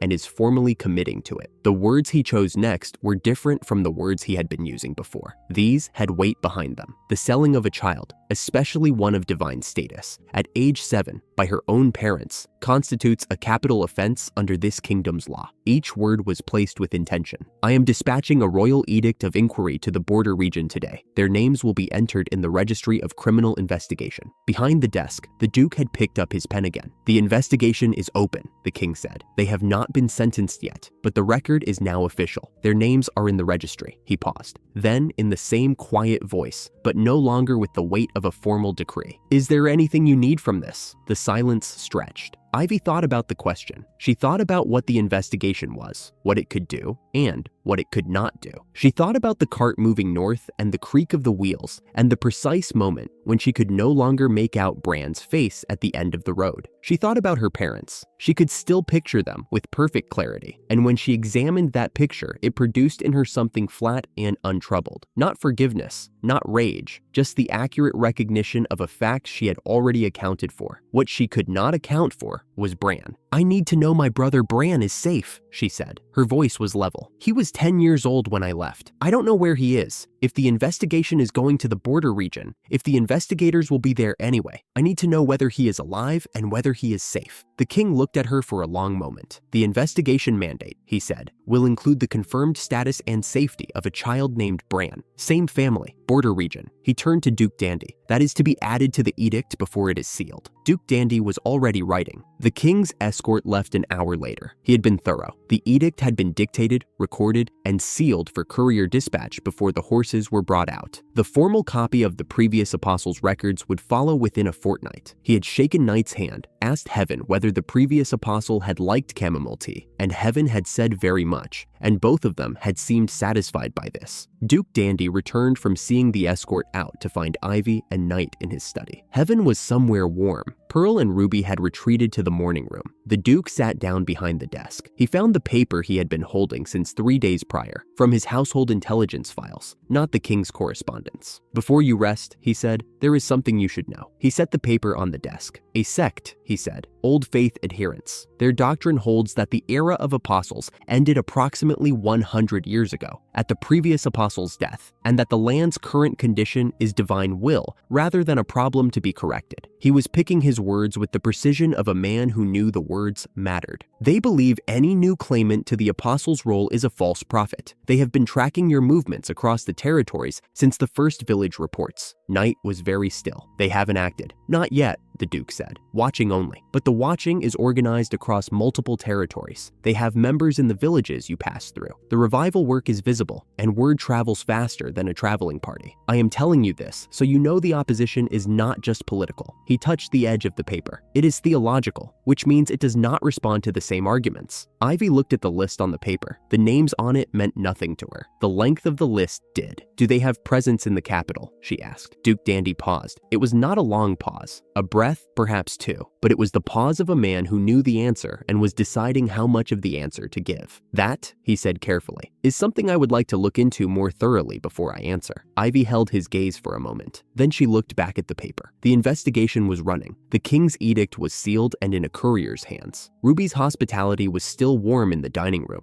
and something real had started between her and Pearl, without either of them needing to announce it. And somewhere in the capital, the Old Faith sect was watching, and the Duke, who made it his business to know what moved in his city, had chosen not to answer yet. Pearl found Ivy in the garden before breakfast and said she was sorry. She said it plainly, standing straight with her hands folded, the words rehearsed enough to get through without stopping. She had been afraid when they first met that Ivy would take her place as the second prince's intended. That was why she had glared. Ivy told her not to worry about it. "We were both annoyed by the same assumptions," she said. "That makes us already on the same side." Pearl looked at her for a moment. Then she offered carefully to be something like an older sister. She could not replace Bran, she said, but she could try to be useful in a different way. Ivy said yes, faster than Pearl expected. Pearl blinked. They were standing together in the morning quiet when Knight came down the path and announced that Ivy's expression was too loose for an apostle, and that a map had been found inside they needed to look at. Ivy pressed her palm to the flower bed beside her in response. The roses bloomed all at once, a full flush along every bush on the garden wall, deep pink opening in one long wave from the corner to the gate. Knight looked at the roses. He said nothing further. Pearl was already walking toward the house. She was smiling at the path ahead of her. Pearl had found the map in the estate library, an old geography text from the Duke's grandfather's collection, and spread it open on the reading table before Ivy arrived. The king was already there. He had known this map existed for years, he said, but there was something different about seeing it with the apostle standing beside it. It was drawn on pale vellum, hand-inked in the formal style of an older era. 5 lobes radiated from a central ring, the whole shape unmistakably a flower. The continent was called Harusalia. Each petal was a land. The king named them in turn, his finger moving from lobe to lobe. Alcania, their land, in the south. Seraphia, Holy Kingdom to the north. The Ice Continent to the northeast. The Baraguran Republic to the east, where the dwarves built their halls underground. And the 5th petal, which stretched into blank space, where the cartographer's lines simply ran out. Not fully mapped, not fully known. Each land holds 1 continent stone, the king said. 5 stones, 5 petals. The old text described them as anchors. At the flower's center was a double ring, small relative to the petals, marked with 2 words, Sacred Mountain. Ivy asked what was at the top. He described it, a lake, a small island at the lake's center, and fog that had not cleared in living memory. No one had reached the summit since the previous apostle. The legend said the fog would lift only after the green apostle had enriched all 5 lands. Then the climb, 1,000 years of peace. Your great-grandmother, Ivy said. He said it quietly. She had worked Alcania and made a beginning in Seraphia. Then she had fallen in love with a Seraphian prince and stayed. She had not climbed the mountain. The fog had not cleared since. Pearl, standing at the table's corner, said it without judgment. The texts say she regretted it. The king nodded once. Ivy studied the double ring at the center. She noted the blank petal. She noted the 4 stones she had not yet found and the one she was already standing in the land of. She said, "I want a world where everyone has enough to eat. The mountain is the proper ending. I'll climb it when I get there." The king looked at her, the way someone looks when a problem they have been carrying suddenly becomes someone else's clear intention.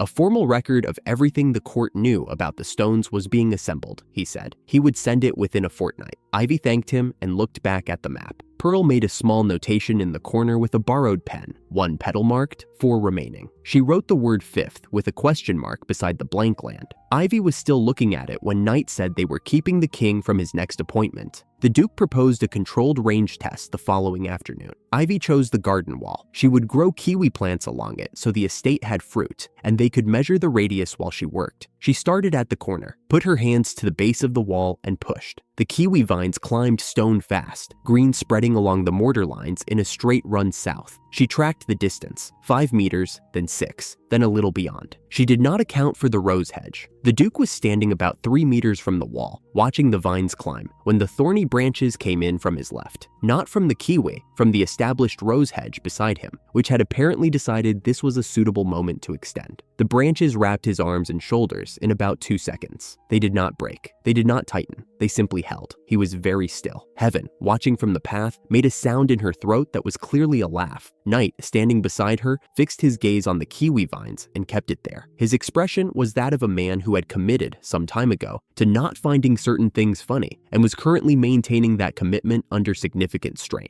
The Duke turned his right wrist, located the gap in the thorns, and extracted himself methodically. First the right arm, then the left. Then he stepped through the lowest branches with the care of a man retrieving something from a difficult drawer. He emerged entirely intact. He brushed a petal from his left shoulder. He looked at Ivy. "The range extends laterally through connected root systems," she said. "I had not accounted for the hedge." "I see," said the Duke. His expression was entirely composed. He walked back to the path. Heaven watched him go and still looked amused. Ivy walked the full length of the kiwi run, and they measured 7 meters from start to stop, further than she had managed before. The vines were already setting small green nubs that would be fruit by autumn. The diary came up later, in the Duke's study. He had been researching the previous apostle's history since the king had told him about Ivy, doing what he did with all significant intelligence, assembling it before it was requested. The court archivist had mentioned a document collection in the royal castle's underground library that had never been properly cataloged, letters and notes from the previous apostle's era, written in a script that none of the archivists had ever been able to parse. Consistent penmanship, clearly one author, deposited in the records since the apostle's own lifetime. Ivy set her cup down. "I want to see them." The Duke looked at her with the faint surprise of someone who had expected more questions before that answer. "After the territory tour," she said. "We're going to the capital eventually. I'll look at them then." He wrote it into the visit schedule. She watched the pen move across the paper. She did not say what language she expected the documents to be in. Saying that would require explaining things she was not ready to explain in a well-lit study with only one other person in the room. She just needed to see them. A few days passed. Ivy went to one of the Duke's villages and planted chestnut trees along the thin-soiled field edge, taught the cook 2 recipes from her past life, and came back to the estate by early evening. Knight was waiting at the gate. He said there was news about Bran. The reception room was set formally. 4 chairs, a low table, the curtains drawn back from the east windows. Through that window, the road was visible, the long, pale road through the eastern farmland that eventually, far away, joined the border road. The road Ivy had come in on. Standing in the room was a girl with dark hair and sharp, watchful eyes, wearing a maid's uniform, completely at ease. Ivy recognized her immediately. The posture was the same as it had been on the slave cart, someone who had made a decision and settled into it. "Did you eat the strawberry?" Ivy asked. Mia grinned. "It was extraordinary. I want 12 more." She had gotten out the day before the cart departed, she explained. A power of her own had appeared, and when the chance came, she had run. The Duke's household had found her and taken her on. 3 weeks now. She said it was far better than anything else that had been available, and she had not looked back once. Ivy said she was glad. She meant it. Then the Duke entered and sat without preamble and picked up a letter from the table. Through the east window, the border road ran pale and still into the haze. Ivy did not look at it. Duke Dandy said that the report was from Deputy Commander Atlas, who had some tendency toward vivid complaint, but that the facts in it were accurate. He opened it and read. The facts were these. Atlas had arrived at the border village after several days of travel. The boy had already left. A neighbor confirmed Bran had gone before the first heavy frost, several months back. The father had not been seen since roughly the first month after Ivy's sale. Another neighbor said he had left looking for odd work somewhere and had not returned. The hut was collapsing at one corner. The roof had daylight showing through it. The land around the hut was barren. The same cracked dead earth it had always been. Nothing planted, nothing growing, unchanged from the day Ivy had left it. The money was gone, all of it. The village records confirmed it. The household had no savings. The coins from the sale had been spent. Nothing purchased with them remained. The mother had opened the door wearing rags. She had mistaken Atlas for a wealthy noble who had heard of her beauty and come calling. She had positioned herself accordingly. She had tripped on the warped door threshold and fallen directly into the manure pit beside the hut. Atlas had helped her out. He had confirmed there was no food on the table. He had confirmed Bran's absence. He had left. The Duke put the letter down. The room was quiet. They spent the money, Ivy said. The coins had been weighed against her on the morning of the sale. They were gone now. That was the whole of the accounting. Knight watched her face. She was looking at the table in front of her. Her expression was level, not angry, not satisfied. Level. Then she looked up. "Let's find Bran," she said. The Duke asked for identifying details, anything that might make the boy traceable. Ivy said she had given Bran something the night before the sale, a root vegetable, pale-skinned, grew underground. She had grown it herself the last night she was home. No one in the border region would have seen one before. She had given him the whole sack. Knight leaned forward slightly. The Duke's pen stopped moving. The final lines of Atlas's report, almost a footnote, mentioned that a merchant in the same village recalled a boy leaving on foot with a sack of something unusual. He had not known what it was. The boy had traded the contents for passage. He had gone north. Bran had gone north. He had carried the potatoes she grew for him in the dark the night before the sale and traded them for the road. And the road had taken him somewhere north of the border. The Duke dispatched a new notice by Magic Bird within the hour. Every town on the North Road, a boy who had carried or traded an unusual pale root vegetable, traveling alone. Ivy described Bran's hair and freckles and age, while the Duke wrote without stopping. The bird was away before the light changed. She grew strawberries the next morning as an apology for not mentioning the potatoes sooner. The Duke's household's reaction was beyond what she had expected. Ruby pressed both hands to her face and said she would eat them, even if told they were poisonous. Pearl ate 4 in a row without sitting down. Heaven pressed her nose against the bowl for a long moment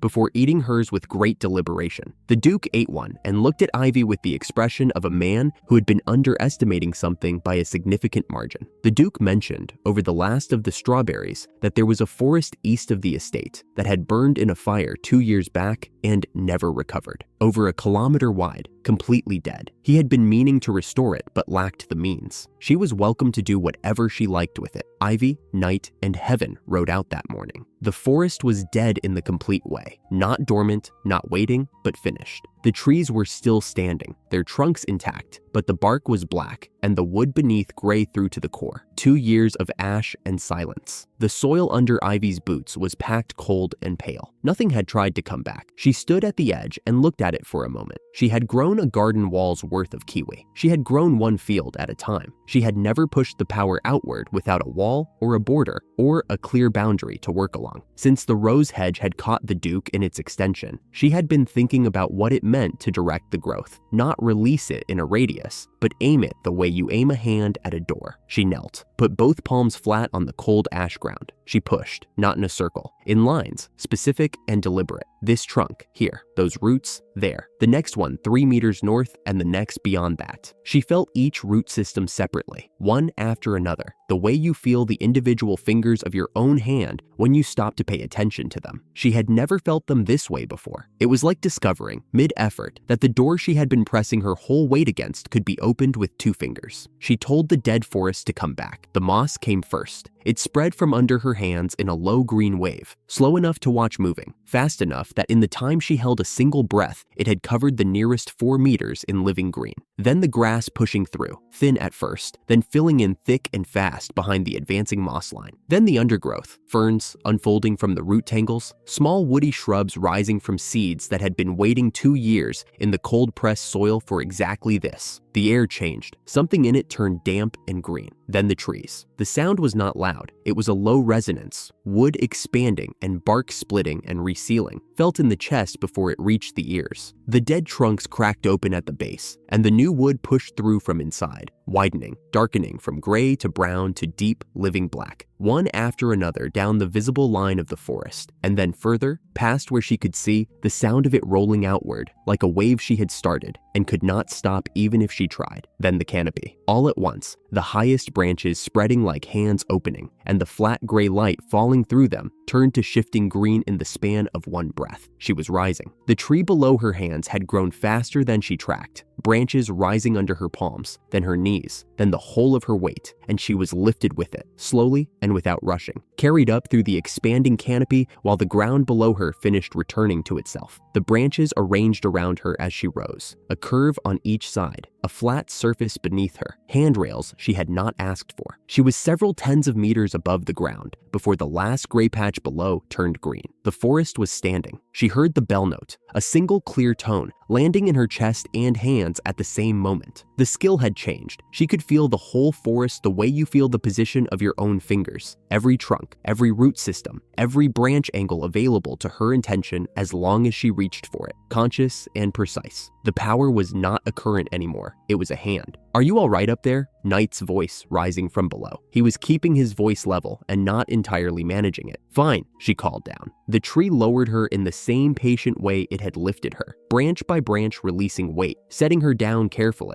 all the way back to the new moss on the ground. She stood in front of night and heaven in a living forest that had been ash an hour ago. She opened her mouth to say something and her knees went before the words came. Night was there before she reached the ground, one hand under her shoulder, the other at her side, taking her weight before it could become a fall. She managed against his arm that she needed to sleep. Then she was gone. She slept for 3 days. Night did not leave the estate. The household sent water and soup to the door twice daily. Heaven curled at the foot of the bed on the first night and did not move from it. On the third afternoon, Ivy opened her eyes. Night was in the chair by the door with a book open in his hands that he was clearly not reading. "How long?" she said. 3 days, he said. She thought about the forest standing east of the estate, a kilometer of living green where there had been ash, the canopy spread and the roots down and the moss covering everything that had been dead for 2 years. She thought about the bell note and what it had meant, that the power had crossed into something new, something she could aim and hold and use deliberately, the whole forest available to her like a hand she did not know she had. Night put the book down and went to the door without a word about any of it. She heard him speak quietly in the hallway. A moment later, the door opened and a bowl of soup was set on the table beside her, still steaming, which meant he had arranged it in advance, which meant he had been expecting her to wake soon. She sat up and ate. The soup was good. She finished it and thought about the North Road and the search running somewhere between the capital and the border, and about the underground library, and about a diary written in a script no one in this world could read. Ivy woke when the light turned gray. She lay still for a moment, listening to the estate settle, the distant sound of the kitchen starting, a bird outside, nothing urgent. 3 days. She remembered the forest going up in real time, every root and branch conscious and placed, and then the ground coming up very fast. 3 days. She sat up. There was a water cup on the low table beside the bed. She had not put it there. The chair in the corner had been moved, not far, just pulled to a different angle, the way a chair shifts when someone sits in it for a while and then stands. Ivy looked at the chair. She looked at the water cup. She drank the water and got up. She opened the door. Night was not in the doorway. He was standing a few feet down the hall, back against the wall, head coming up the moment she appeared. He had a book in one hand, closed around his thumb to mark a page. The page was somewhere in the first quarter. "Good morning," Ivy said. 3 days. He said it flat, not accusing, just the way someone states a number they have been counting with some care. "I know." She looked at the hall and back at him. "Thank you for the water." His mouth opened. Something moved in his expression. "The staff brought it," he said. "Right," Ivy said. She was already fairly sure about the staff. The Duke was already dressed when Ivy came down, which meant he had been awake before her. Pearl sat at the table with a small pot of tea and the expression of someone who had been sulking about not being woken and had mostly finished with it. Heaven was curled puppy small on the bench beside Pearl. She opened both amber silver eyes fully when Ivy sat down and thumped her tail twice in the manner of a greeting delivered without getting up. The food came fast. Ivy ate. The Duke waited until she was approximately done, then placed a letter on the table between them. It had come by magic bird from the king. The The Royal Underground Library held an uncatalogued archive from the previous Apostles' era, personal records, documents from before the last sealing. Some of it might concern the process of skill upgrades. The cataloging alone would take months under normal conditions, but the king had written that if the apostle came in person and knew what to look for, the search could move faster. "We go now," Ivy said. She had already been thinking about that library, before the catalog buries it further. "Yes," the Duke said. "But there is a second matter." He read her the rest of the letter. Multiple individuals had appeared in the capital claiming to be her brother. Not two,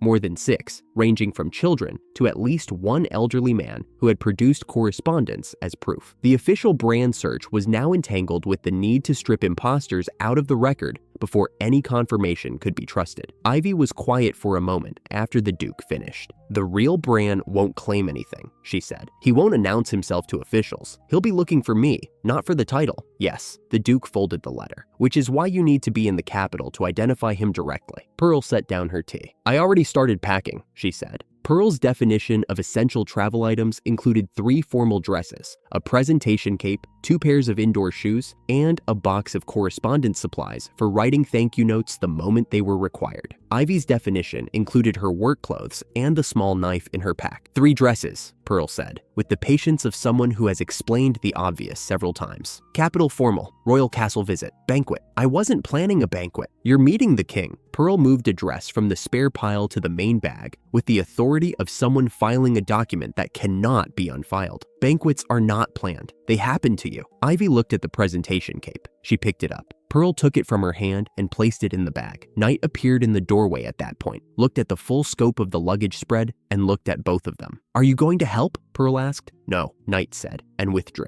Heaven put her head around the doorframe a moment later, ears forward, tail moving with enthusiasm. She seemed genuinely delighted by the number of bags. They settled on 3 dresses. The cape went back in the wardrobe. Pearl counted this as a partial victory, which was accurate. The packing argument had been running in some form since the morning Ivy had woken up. 3 days of Pearl adding things, Ivy removing things, with no resolution until the morning they actually had to leave. In the corridor, while Knight was somewhere ahead loading the carriage, Pearl caught Ivy's elbow. "He didn't sleep," Pearl said quietly. "Not properly. Not for any of the 3 days. He sat outside your door." Ivy looked toward the carriage sounds at the end of the hall. "I know," she said. She said it the same way she said things she had already accounted for and did not intend to make larger than they were. 3 days on the road to the capital was a comfortable journey in the Duke's carriage, which was well sprung and stocked. Heaven slept on the floor of the carriage and occasionally murmured things that were not quite words. Knight rode outside or sat across from the 2 of them, depending on the weather. Pearl organized the interior on the 2nd morning and rearranged it on the 3rd. The capital briefing began on the 1st afternoon and continued in installments. The honorifics in the capital were not the honorifics in the territory villages. The eastern courtyard sent an unintentional message if you entered from the wrong direction. There was a nobleman currently in residence who had a personal conflict with the Duke's household and should be acknowledged but not engaged. The second prince was expected to be polite but formal with apostle business specifically. The king's household staff, if approached directly, would be helpful but would also report it. Currency did not change hands openly in castle reception spaces. If a merchant offered something, it was placed on account and settled later through the Duke's office. Pearl delivered this information with the tone of someone who had grown up inside these systems and understood that someone who had not would accidentally tread on things without knowing they were there to tread on. Ivy nodded. She listened. Pearl was right about most of it. She was also thinking about the underground library and about a catalog that would take months if she went through official channels, and about whether skill upgrade records would be filed by subject matter or by era. She thought about the forest she had grown from dead soil in under an hour, every branch individually placed, and what it meant that she could now do that. "You're thinking about the library," Pearl said. "I'm listening about the eastern courtyard," Ivy said, "and the library." Knight, riding outside with the window down slightly, said nothing. The corner of his mouth moved in a way that was almost something.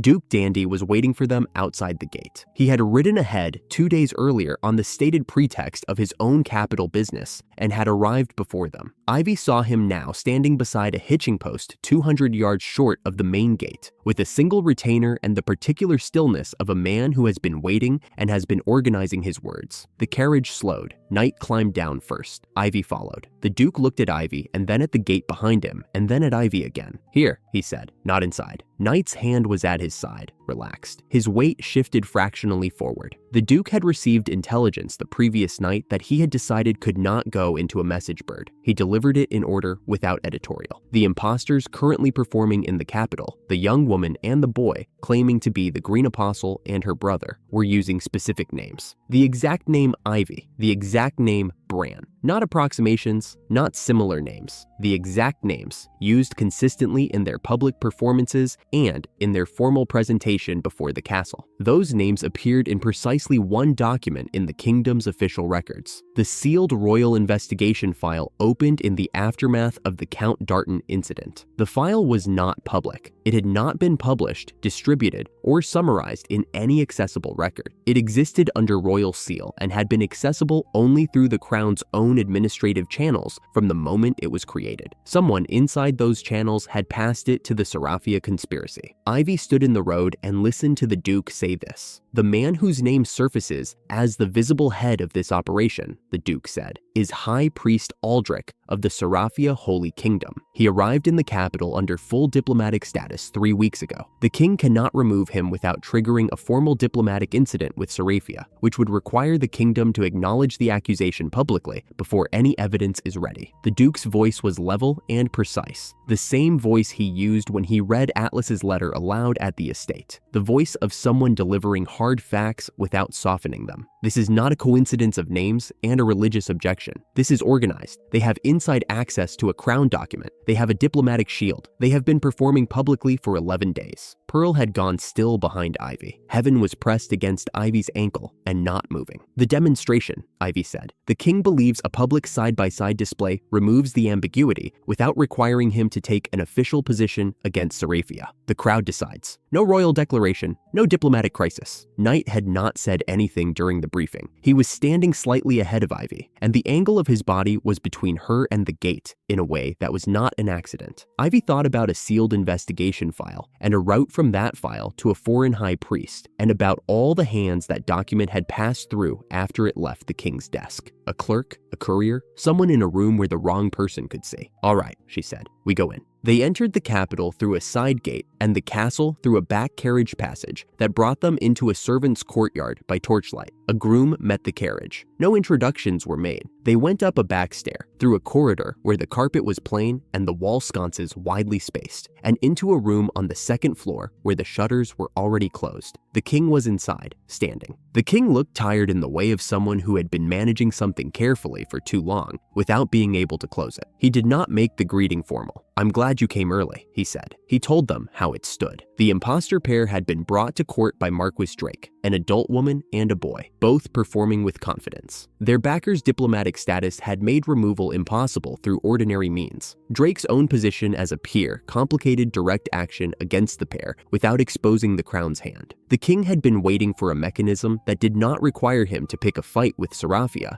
before the evidence was fully built. The demonstration was that mechanism. The two claimants would display their powers on a public stage in the castle forecourt. The crowd would draw its own conclusion. No royal declaration. No official allegation. Knight said it would work. Ivy thought it probably would, though she was less certain about what would happen after. The crowd deciding was one thing. Aldrich accepting that decision was another question. She gave the king Bran's description before they left the room. Approximately 10 years old, brown curly hair, freckles across both cheeks, thin build. The fake boy was older and did not match. The king made note of it and promised to send her the filtered results. Only candidates who matched the physical description. He stood and straightened his jacket. "The stage is ready," he said. "They go first." The stage faced the castle forecourt, and the crowd on the other side of the curtain was large. Ivy could hear them. Hundreds of voices folded together into a low, expectant sound. Nobles toward the front, commoners packed back. They knew something was happening. They did not know what. She stood in the wings and waited. The fake girl went first. She was a woman of about 20, in a white ceremonial outfit with embroidered hem, and she moved onto the stage with the practiced ease of someone who had performed this before. She went to the clay pot at the stage's center and placed both hands on its rim. The growth came slowly and then fast. A single massive bloom pushed up from the clay on a thick, curved stem,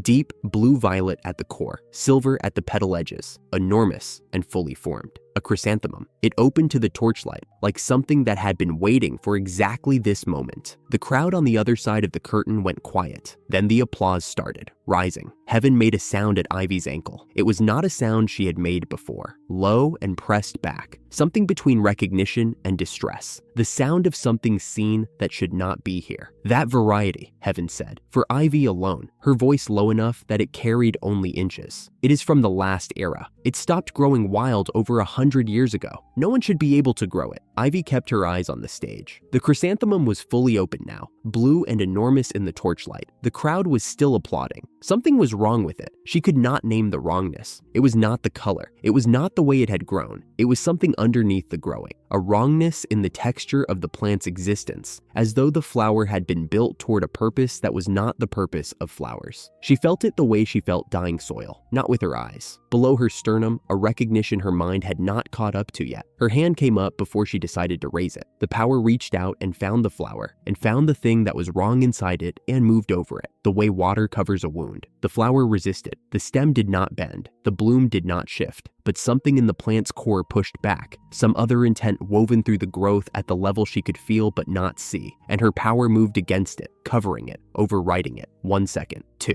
The chrysanthemum turned white, not gradually, not petal by petal. The deep blue drained out of it between one breath and the next, and the flower stood in the torchlight enormous and completely white, as though it had always been white, and the blue had been something added that did not belong. Ivy was moving. She had taken 2 steps toward the stage before she registered that she was moving, and a third before she registered that the curtain was close. The crowd was right there. The white chrysanthemum was visible through the gap in the curtain, and some of the nearest spectators had already noticed. She could hear the shift in the crowd's sound, the murmur of something unexpected. Knight's hand came down on her shoulder, not hard, definite. Ivy, quiet, just her name. She stopped. His hand stayed. She stood in the wings with her power still reaching toward the flower on the stage, still feeling the thing she had covered over, still present under the white. Something in that plant that should not be there, patient. And the crowd's murmur was building on the other side of the curtain, and the woman on stage was staring at her chrysanthemum with an expression that had stopped being performance. "What is that flower?" Ivy said. Knight did not answer.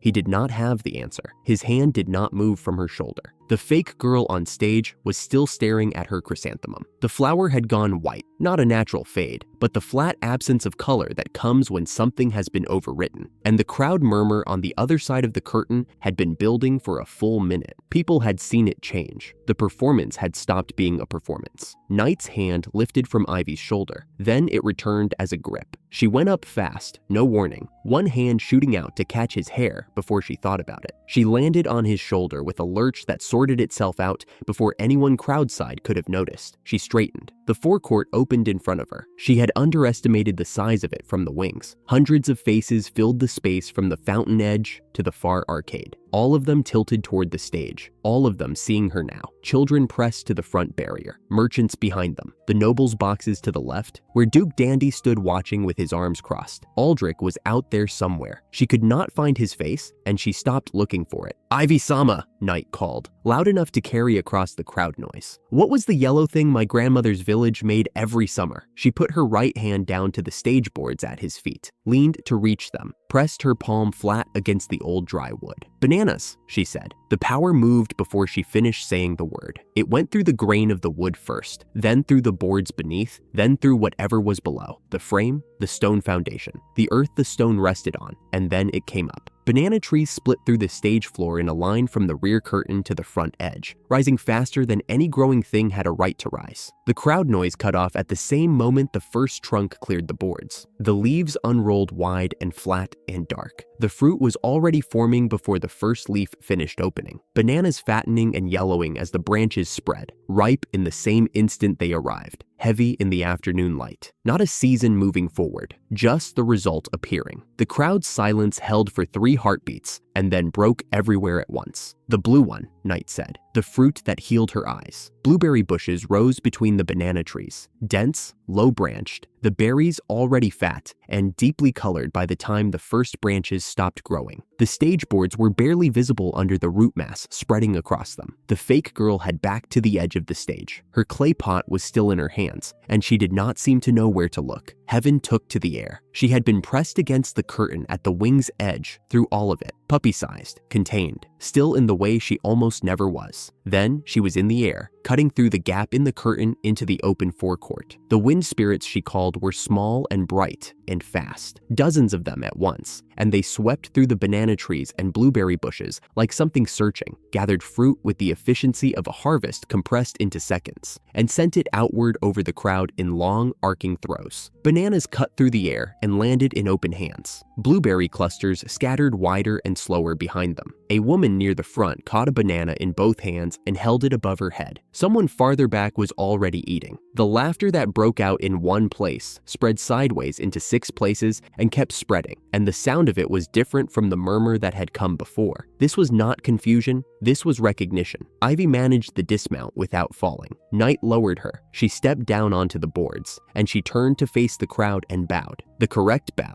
the deep one, Pearl had drilled into her twice on the road and corrected both times. She got it right this time. The crowd answered at a volume she had not anticipated. The king descended from the royal box without ceremony. He crossed the stage at a measured pace, and the crowd noise dropped in stages as he moved. Not silence, but the particular quiet of a crowd that has recognized something formal beginning. He was not carrying anything. Behind him came a court attendant with a gathered arrangement of small green-white flowers in both arms, already twisted into a circlet. Pearl had arranged this. She had told the court women what to prepare, and they had understood the shape of what the day might need. The king took the circlet. He stood before Ivy. This was the king of Alcania, in the forecourt of his castle, in front of several thousand people, placing on her head a crown of living flowers grown by her own hands 20 minutes ago. He set it on her head with both of his, deliberate, settling it level. "This is the true green apostle of Alcania," he said, and his voice went out across the forecourt clearly. "She carries the mission to save not only this country, but the world. To obstruct her is to obstruct the kingdom and the world itself." The crowd answered. Ivy stood in the middle of it, banana trees behind her, the crown on her head, the sound of several thousand people all doing the same thing at once. Bran came into her thoughts for 1 second, because he was the only person she would have wanted beside her for this. Then the crowd's noise pushed the thought forward, and she let it go. She had work left to do.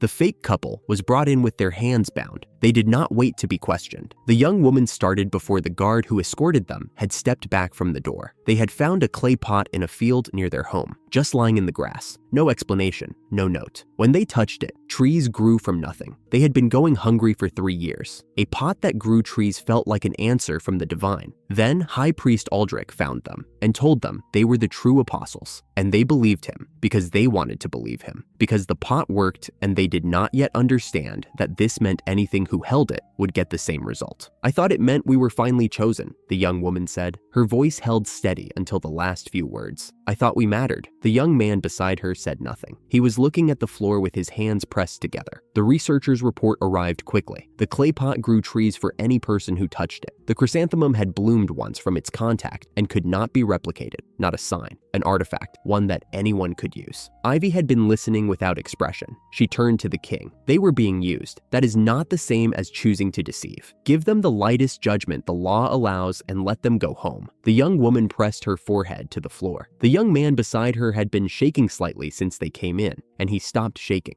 They had not expected forgiven from this room. From one side of the chamber, Aldrich stepped forward. He was composed, the particular composure of a man who had decided in advance what he was going to say and saw no reason to delay saying it. He told the room what he had done. He had informed Marquis Drake that those who stood beside a false apostle drew divine punishment upon themselves. He had provided Drake with a poison fruit from the Seraphia Kingdom's sacred stockpile, a variety used in their religious tradition as a measure of purification against false claimants. He had given it to Drake to use as Drake judged appropriate. He had not specified a target. He did not. His manner made plain. Consider this a confession of wrongdoing. It was a clarification of the relevant facts, and he offered it as such. The king's guards were already moving by the time Aldrich finished. Drake was positioned close to the far door, not running, simply standing in the place he had chosen when the room's direction became clear. 2 guards crossed the chamber in 4 steps. He did not struggle. He looked at them, and then at no particular point in the middle distance, with the expression of a man whose calculations had concluded. The door opened again. A soldier stepped in and waited for the king's attention. Former Count Darton and Deputy Gerald had been found in their vine cage on the castle grounds, both unconscious, both showing signs of poisoning, both still alive. Ivy was out of her chair before the soldier finished. The vine cage was intact. Inside it, Count Darton and Gerald were on their backs on the stone floor, gray-faced, mouths slightly open, not responding when Knight called their names through the bars. Knight crouched and checked the Count's wrist, then Gerald's. Not dead. The king's physician was in the passage with a lamp. The compound, he said, was consistent with the poison fruit from Aldrich's Seraphia stockpile. Same class, same target mechanism. The match specific enough that coincidence was not a meaningful hypothesis. Ivy set her palms flat against the vine cage bars and pressed. The vine wood shifted where her hands rested, loosened at the weave, and she moved a section aside and stepped through.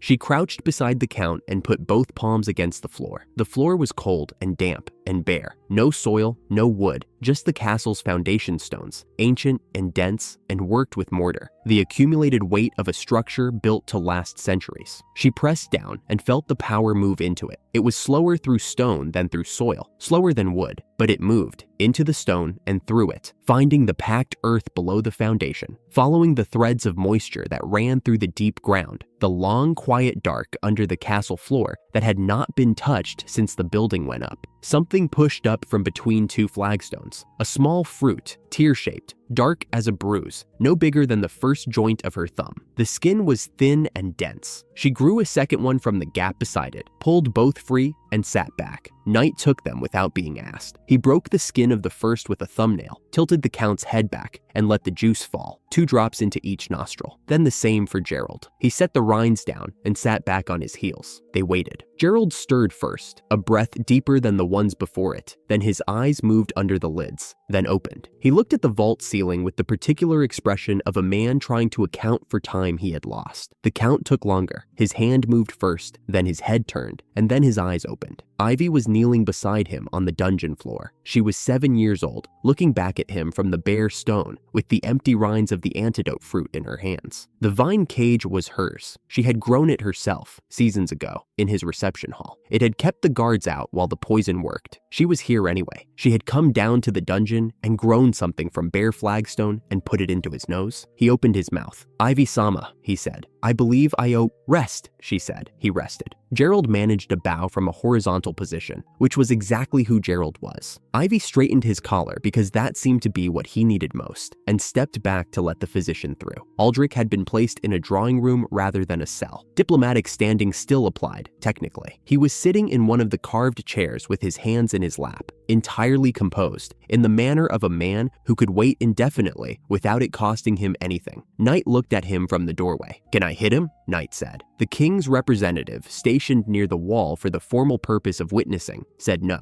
Knight dropped into the chair farthest from Aldrich and fixed his attention on the ceiling. Ivy pulled a chair directly across from the high priest and sat down. He was a man of middle years, tall, with the particular stillness of someone whose certainty ran deep enough that nothing much reached it. He looked at her without alarm, the precise look of a man who had assessed the situation and found it within the range of things he had already considered. She moved her chair closer. "Tell me about the blue chrysanthemum." He did not answer immediately. The pause was long enough to be a decision. She went ahead without him. The chrysanthemum the fake girl grew on stage was a variety that had not been seen in Alcania for generations, she said. Heaven had confirmed this herself, and Heaven was old enough to remember the previous apostles' era directly. For anyone to have modified one and placed it within reach of a clay pot operator, they would have needed seeds from that original period. Previous apostle era relic seeds, held and preserved across generations. The only institution with the motive, the archive access, and the theological purpose to preserve material from a previous apostle's era was the Seraphia Order itself. She looked at him and waited. He told her he had heard the specifics of the Count's situation from servants. She pressed forward. The specific poison compound, the specific target, the specific location. The Count confined on the castle grounds in a vine cage, a man whose fall from nobility had only just become known. To hold all of that simultaneously while operating here under diplomatic cover was not consistent with casual overheard information. It was consistent with having designed the chain from the beginning. Aldrich settled his hands more evenly in his lap. He told her the Count's fall from nobility had been the dominant story moving through the capital for 3 weeks. His name, his offense, his current confinement as a precautionary measure, it had passed through the servants' halls and the merchants' districts and the nobles' drawing rooms before the official notices were posted. It would have been unusual, he said, for anyone living or working anywhere near the castle not to know. He had heard it from a servant. The specific information she was treating as restricted intelligence was available to any person who sat in a servant's kitchen long enough to listen.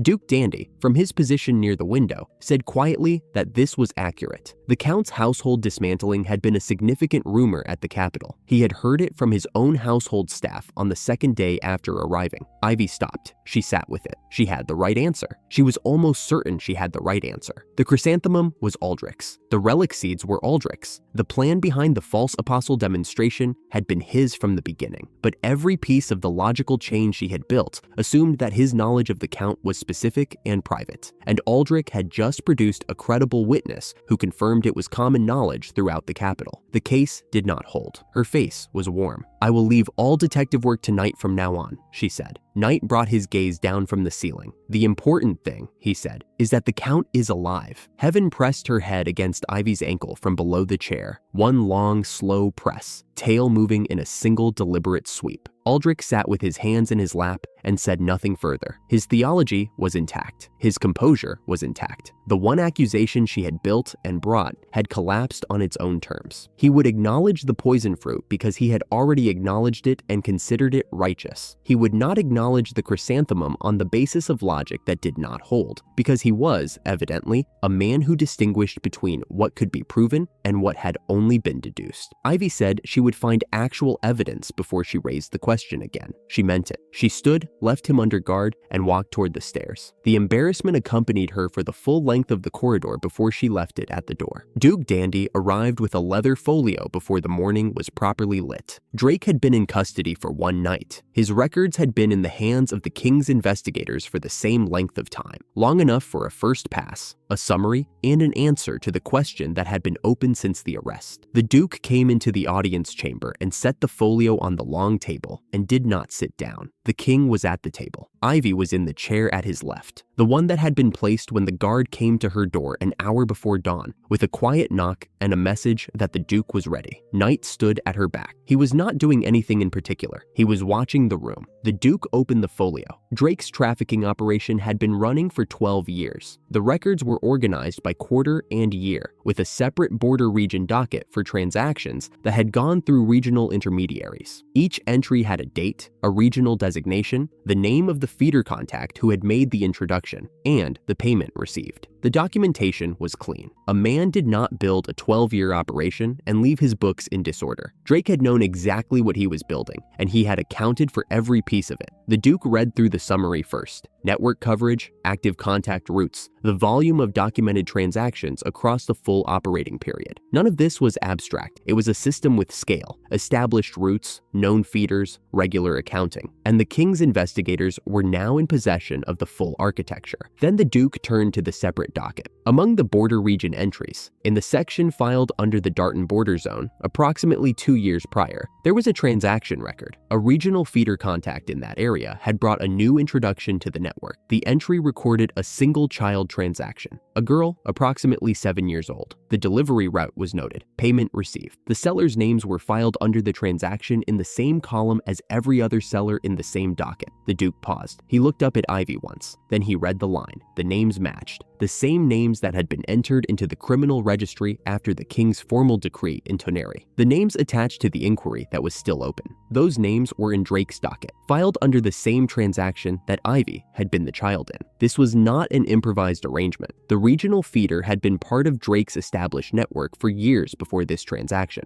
The introduction had been made through that channel by design. The sellers had been in contact with an organized trafficking system, and they had known what they were entering. Not a moment of desperation, not a stranger at the door, a formal connection to a network that had been running for over a decade, with paperwork to prove it. The payment had been received received and recorded. The Duke closed the border docket. He did not add anything. So they were part of something bigger, Ivy said. Level voice. No rise, no break. She was not looking at the folio. She was looking at a point somewhere past the Duke's shoulder, not focused on anything, just held there, the way a person's eyes settle when they are completing a picture they had already half drawn. Knight had not moved, but the quality of his stillness had changed. His attention had narrowed until the room around him was not the room he was watching anymore. He was watching her face. He was reading something he could not stop reading, even though there was nothing visible to read. Her face was level. It did not crack, and it did not harden against cracking. It was simply still, the same way she was always still, and he stood there watching it and filed it away, because there was nothing else he could do with it. The king said the investigation would incorporate the new entry and proceed through proper channels. The inquiry that had been opened as a single-case child sale was now formally expanded. They were not tracking one family's transaction any longer. They were tracking participation in an organized network. The criminal case was a different shape now, broader, with a different legal scope. The expansion required the king's authorization, and the king gave it. What else did the records show? Ivy said. She was already past it, already on the next thing. The Duke turned to the second sheet. He read the rest of the summary, the broader coverage of the network documentation, the timeline of contacts in the Darton border region, the other entries in the same docket. She asked 2 questions. The first was about how long the network had been actively running contacts through that specific border zone. The second was whether any other family names from the same region appeared in the records. The Duke answered both accurately. She listened to both with the same flat attention she had given the first. The picture was complete. It was specific and it was ugly, and it was, if she was being accurate with herself, the thing that had always been at the bottom of the calculation, the part she had not quite named yet, but had known the shape of since the night the traitor came. A man who had run a documented operation for 12 years did not rely on spontaneous one-time sellers. He relied on known contacts, people who understood the system and had chosen to be part of it. She had been a line in a docket, filed, recorded, accounted for. She looked at the Duke. "Thank you," she said. He closed the folio. Aldrich was brought in at midday. He walked in unbound. That was the form of diplomatic detention. Not a prisoner's handling, but the weight of the room itself as restraint. Everyone present understood the terms. He took the offered chair across from the king, settled his vestments, the formal white and gold of the Sarafia Holy Kingdom, layered and precise, and folded his hands in his lap. He had the composure of a man who had decided, sometime between the arrest and this morning, exactly what he was going to say,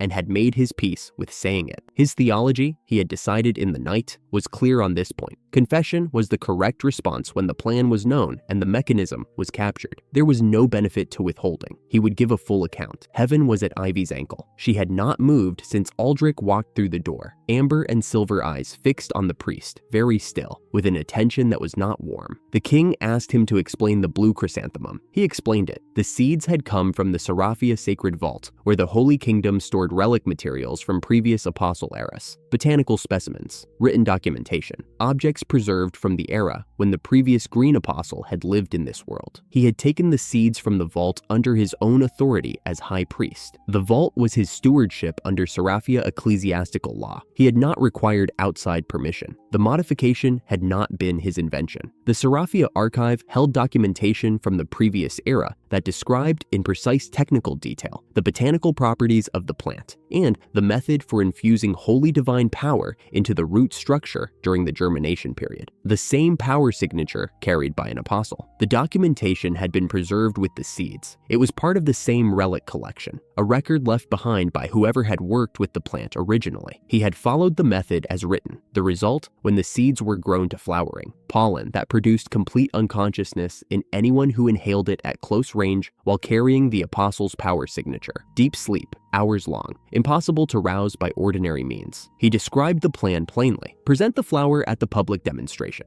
The real apostle would approach it. He had judged she would. That a specimen from the previous era would register to her as significant before she understood why. That the power signature in the flower would pull at her the same way it had been designed to pull. She would inhale. She would fall asleep on the demonstration stage. She would then be transported from the capital to the Sarafia Kingdom, where she would be placed under the Holy Kingdom's formal protection. He believed this was a rescue. He said it without changing his voice. Not defensively, not seeking agreement. He was delivering an account of his reasoning the way a witness gives testimony. Here is the premise, here is the calculation, here is the intent. The premise was that the previous apostle had been exploited and lost. The calculation was that the current apostle was on the same path. The intent was to prevent it. He had been protecting her. That was the word he used. Ivy said nothing through any of it. She was listening. Her hands were in her lap and her face was level. Heaven had not moved. Heaven spoke. She had not moved from Ivy's ankle, and she did not move to speak. She stayed exactly where she was. 4 paws on the floor, dark fur, puppy-sized, and her voice was not large, but it was clear, and it carried. "That is not what happened," she said. Aldrich looked at her. The composure was still in place. He was waiting. Heaven said the previous apostle had been brought to this world against her will. That part of his account was accurate. She had not chosen to come here. She had not been consulted. She had been a young woman in the middle of her own life, and one day she was in this world instead, and that had not been her choice. Everything else in his account was wrong. From the moment Serena found her footing here, found the language, understood the mission, found the people who would be beside her, she had been making choices. That was what the Seraphia doctrine had never accounted for. The records in the Holy Kingdom's archive had described Serena as a victim, brought against her will, used by the Alcanian royal line for political purpose, never given the sacred protection her role required, ultimately lost without completing the mission. That was the account. That was what Aldrich had been taught. That was what the doctrine was built on. It was wrong. Heaven had not corrected the archive before because the archive was in Seraphia. She had been in the forest. The record had been wrong for a generation, and she had had no way to reach the people who held it. No mechanism, no channel, no reason for anyone in the Holy Kingdom to seek out a Fenrir waiting in a dead forest and ask her what she remembered. The wrong version had sat in the archive and produced wrong theology, and that theology had eventually produced a man who came to the capital with a kidnapping plan and called it a rescue.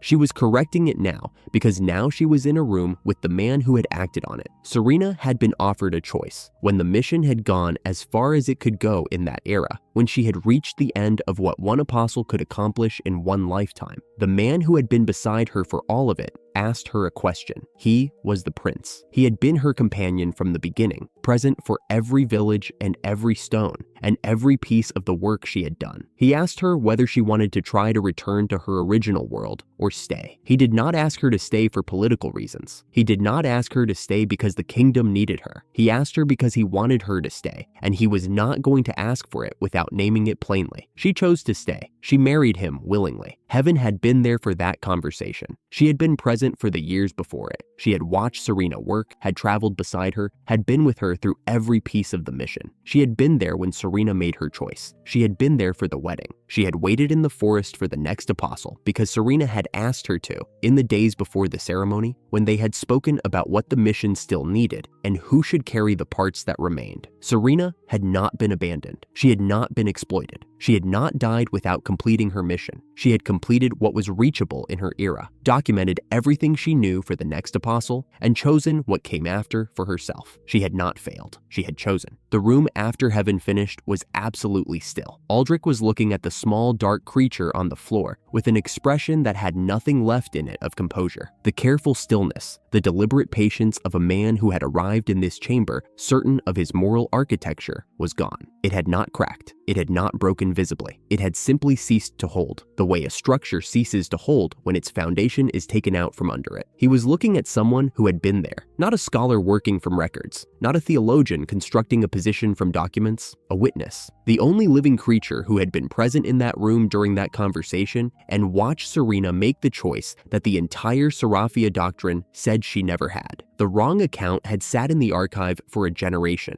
because there was no mechanism to correct it, because no one who actually knew had been in the same room as the people who needed to hear it. The mechanism existed now. He had no answer. It was not that he could not find one. It was that there was no answer to have. He had been wrong not just about the chrysanthemum, not just about the plan, not just about the approach. He had been wrong about the foundation. The premise he had built everything on was not a fact. It was a story, told badly by someone who had not been there, preserved in an archive that no living witness had corrected, carried forward for 30 years as theological certainty. Serena had not needed rescuing. She had needed to be left alone to make her own choices, which was what she had done. The silence stretched. No one in the room moved to fill it. Aldrich moved, not quickly. It was slow and deliberate, the movement of a man who had arrived at a decision during the silence and was executing it now. He pushed the chair back from the table. He stood. Then he lowered himself to the floor, not to one knee, all the way down, knees first on the cold stone, then his hands forward, then his forehead flat against the flagstone. Arms extended straight in front of him, palms flat, fingers pressed together. The vestments spread around him on the floor. He held the position without moving. Everyone in the room understood what they were looking at. The maximum salute of the Seraphia faith was not performed for people. It was performed for the stone figures in temple sanctuaries, the representations of divine power too great for a person to look at directly. It had never been performed for a living human being in the documented history of the Holy Kingdom. It was a gesture reserved for the absolute. He had chosen to perform it now. His forehead was on the stone. His voice, when he spoke, was steady and formal, with the weight of a man delivering a declaration he had prepared. "I recognize you as a saint of the true apostle line," he said. "Grant me your guidance." The room was still. Ivy looked at him on the floor. She was quiet for a moment, not the quiet of being moved, the quiet of thinking. Then she said she was not a saint. She was a person doing a job,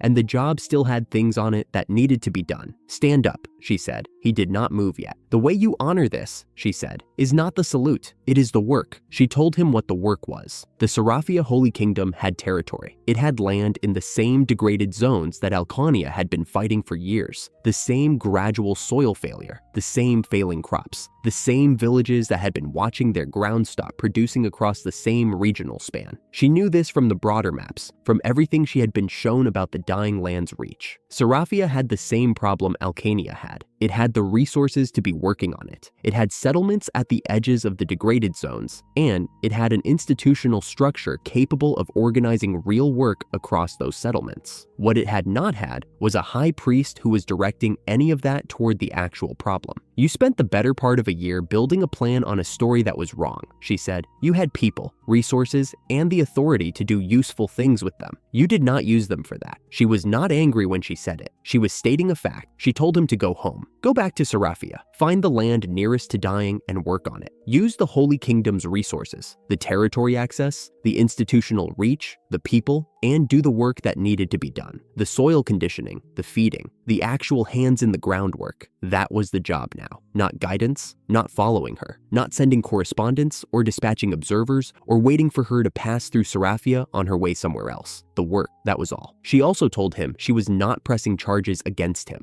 not because he deserved not to be pressed, because Aldrich in a cell was a waste of resources that were needed elsewhere, and the king's investigation had a specific prosecution target in Drake and in the network records. And Aldrich's cooperation through his full confession made him far more useful as a witness than as a defendant. This was not mercy in the ceremonial sense. This was calculation. She had no use for his guilt. She had use for his labor. Knight was watching all of this with his arms crossed, and his expression held carefully in the neutral range. Not contempt, not approval, not the softness of having been moved, just the watchful stillness of someone who was filing everything away. Aldrich lifted his forehead from the stone. He stayed on his knees for a moment, looking up at the 7-year-old girl who had just told him what to do with the rest of his life's work. Then he said he understood. He would do it. Not said to end the audience gracefully. Said because heaven's account had taken the foundation out from under his certainty, and what was left when the foundation was gone was a plain question. What now? Ivy had answered it. The answer was practical, specific, and required real work he was capable of doing. He could follow an answer like that. It was cleaner than anything he had come into this room with. He stood, slowly, and straightened the trim at his collar. The king gave the instructions to the attending official at the door. The diplomatic detention would be transitioned to a formal resolution through proper channels, with Aldrich's full confession and cooperation entered into the record. The criminal case against Drake and the network would proceed on its own track. The two matters were now separate. Duke Dandy, who had been standing at the far side of the table through the entirety of it, turned his head slightly toward Knight, and said quietly, "Another believer, it seems." Knight said nothing, but something in his expression shifted for just a moment. Not quite a smile, not quite anything with a name, before it settled back to neutral and he went back to watching the room. Ivy was already standing. The chair behind her was empty. The chrysanthemum question was answered. The records had been read, and the names were in the docket, and the investigation was expanded. Aldrich had confessed, had been corrected, had been redirected. The chamber was still doing what chambers do. The officials were moving. The king was finalizing instructions. The formal machinery of a royal court was processing everything that had happened here in the last several hours, and none of it required her to stay in the room. She walked toward the corridor door. Knight fell into step beside her without being asked, the way he always did. Heaven kept pace at her heel. Outside the window, the light had moved into the flat gray of late afternoon, the kind of light that did not tell you what time it was. She walked through it. The investigation would go where it went. The inquiry would proceed. In time, not yet, but in time, it would reach its final point, and there would be an answer. She was thinking about Bran. Knight found her already dressed, standing at the corridor window, looking out at the gray morning rooftops. He came up beside her and said nothing for a moment. Then, "The Chancellor is on his way." Ivy turned. "There is something you should know first." He sounded like a man organizing his words before delivery. "Chancellor Leonard is the most incorruptible official in Alcania. That part is simply fact. He cannot be bought. He cannot be pressured. He has never been compromised. Anyone in the capital who tries to maneuver around him eventually accepts that you cannot. His household is the safest possible placement for Bran." He cleared his throat. He also loves children and animals, with a degree of enthusiasm that the phrase "loves children and animals" does not fully describe. A pause. "I am not saying there is a problem. I am saying it may be somewhat overwhelming." Ivy looked at him. "How overwhelming?" A knock came from the far end of the corridor. "That's him," Knight said. Duke Dandy opened the door. Behind him came a man of approximately 70 years, white-bearded, moving at a clip that did not suit his age. Purposeful, direct, slightly startling. He came through the doorway and stopped in the center of the room. Long white beard, formal coat that had been pressed many times. The expression of a man who had already organized the matter at hand and was here to deliver it. He bowed correctly. Then he spoke. He had found the boy 2 days ago through his own network, after the capital's formal search produced imposters rather than results. He had had the boy for 2 days. He was eating, he was sleeping, he was asking about his sister every 4 hours. I noted the interval. He would bring him whenever Ivy was ready, and while he was here, he wanted to say something else. He wanted to take the boy as his legal ward. He had no wife, no children. He had a very large house and had been alone in it for many years. He had wanted a child in his house for a long time. The child in question had escaped a bad situation at 10 years old, on his own, and gotten himself to the capital using potatoes as currency, which was, a brief pause, exactly the kind of child he had been waiting for. He was not negotiating. He was informing her of his intention and asking her permission to proceed. He would not be moved on this. He folded his hands. He waited. The room was quiet for a moment. "Thank you," Ivy said. She considered. "Grandpa Leo." Chancellor Leonard went very still. The color moved from his collar upward in one slow wave. His hands unfolded and refolded without apparent purpose. Duke Dandy stepped half a step back and achieved an expression of complete neutrality. Knight developed an urgent interest in the window frame. "You may," the Chancellor began. He stopped. His voice had lost about 2 registers. He tried again. "You may call me." He sat down in the chair behind him. This appeared to be involuntary. "I will get the boy," he said, from the chair, with complete dignity. He was back in 12 minutes. The door opened. He was behind it. Bran was 10 years old. Brown curly hair, freckles across both cheeks, a face that had been thinner and was beginning to fill out. The Chancellor had been feeding him for 2 days and it was starting to show. He was wearing clean clothes that were slightly too long in the sleeves, which meant they had been bought quickly from whatever was available. He was a little taller than Ivy had been picturing. He walked into the doorway and stopped. He saw her. He said her name. She said his. Neither of them moved for a long moment, both of them looking. Then they were both across the room, and Ivy would not have been able to say afterward which of them moved first, and it did not matter. He was taller than she remembered, not by much, but enough that she noticed. He was taller and she was still small, and she found she did not care at all about this. She put her arms around him, and he put his around her, and they were both crying before either of them reached the other, or at least before either of them could have said precisely when it started. She felt it on her face and did not try to stop it. His arms were thin and they held on.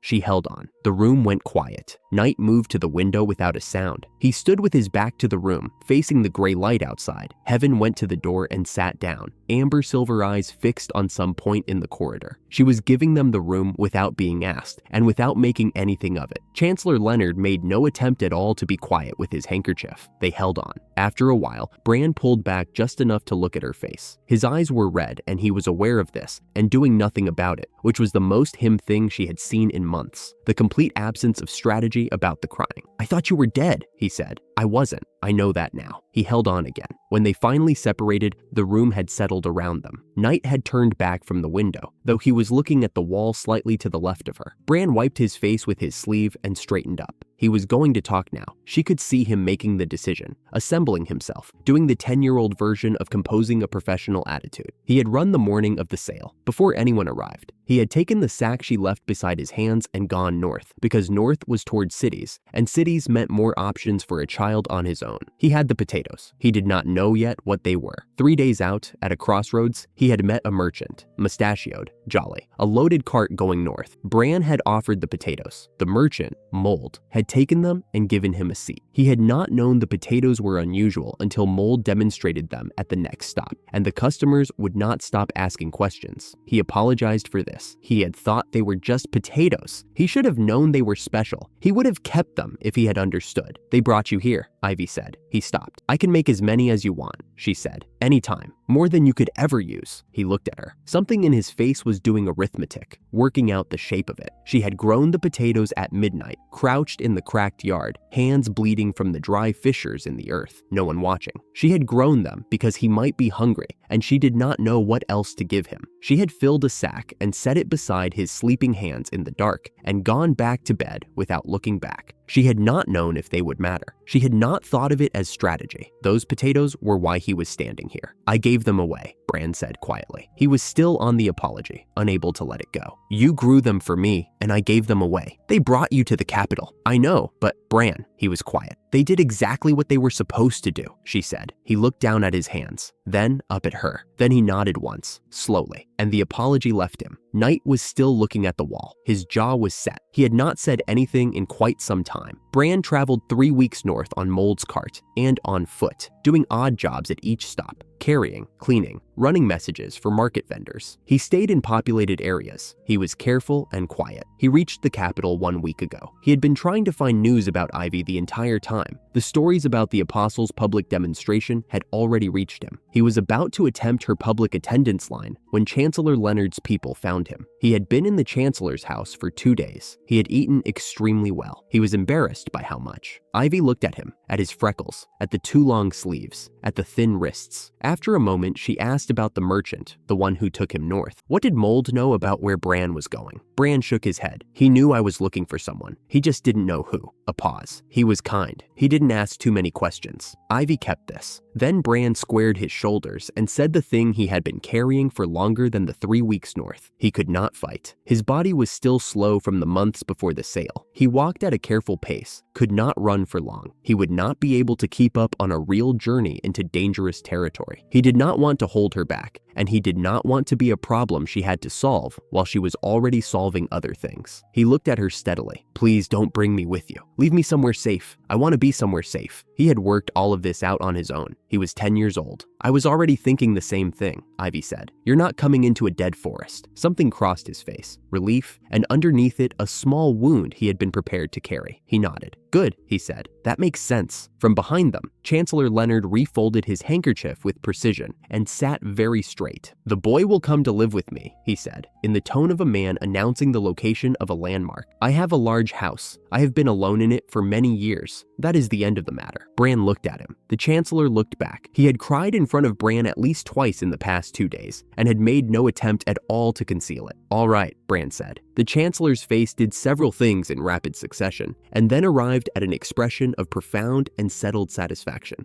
The king had not been consulted. Chancellor Leonard said he did not require consultation on matters of personal household arrangement. The king said this was not a personal household matter. This was the Apostle's brother. Ivy said, "Grandpa Leo's house is the right call." The king looked at Chancellor Leonard. "You let her call you? She may call me whatever she wishes," the chancellor said, with the serenity of a man who had received a gift unexpectedly and was not about to argue with it. The king was quiet for a moment. He turned to Ivy. The situation, he explained, was this. Bran was now known in the capital as the Apostle's brother. The news had traveled faster than anyone had contained it. Anyone who wanted to apply pressure to Ivy now had a simpler path: reach the brother. As Ivy's informal relation, Bran was reachable. As Chancellor Leonard's legal ward, he was under prime ministerial protection, inside an institution that no one with functioning intelligence would attempt to compromise. The Chancellor's household was, in fact, the single most secure placement available. It was, the king said, the better arrangement. He looked at Bran. Bran was sitting to Ivy's left, very upright, hands folded, the posture of someone who had decided that the correct strategy in a room full of officials was to occupy as little space as possible while following everything carefully. "Do you agree?" the king asked. Bran said yes. The same level, steady look he had given Ivy in the other room. The king nodded. The documents took 20 minutes. When it was done, Bran was Chancellor Leonard's legal ward, and the chancellor was signing his name with a deliberateness that suggested he intended the signature to outlast the page. Ivy found Bran afterward in the corridor outside, standing at a narrow window overlooking the city. Below, cobblestone streets, market stalls, the fountain square, 1,000 people moving through their day without knowing or caring about the audience chamber above them. He had never seen a city. "We have the afternoon," she said. "No agenda." He turned from the window. His expression said he did not entirely believe this. "Come on," she said. Bran tried to look like he was not looking at everything. He would pick a direction and walk toward it with clear purpose. Then the purpose would dissolve completely at a stall selling glowing crystal spheres, or an alchemical drink cart stacked with bottles in colors that had no business occurring in nature, or a craftsman spinning ceramic bowls in the air using a power Ivy could not immediately identify. And Bran would stand there with his mouth slightly open for 6 or 7 seconds before he noticed and reassembled himself. Ivy slowed her pace to match his and said nothing about it. They bought skewers from a vendor near the East Market gate, then drinks from a stall 2 rows down. The sign reading "Flavor by Mood," alchemical, carbonated, a specialty. Bran read the sign 3 times with increasing suspicion before he tried it. His came out sweet stone fruit and citrus. He reported this with the air of someone disclosing a mildly embarrassing medical result. Ivy's came out as something she held for a moment and then drank quickly and did not explain. Heaven demanded and received a portion of everything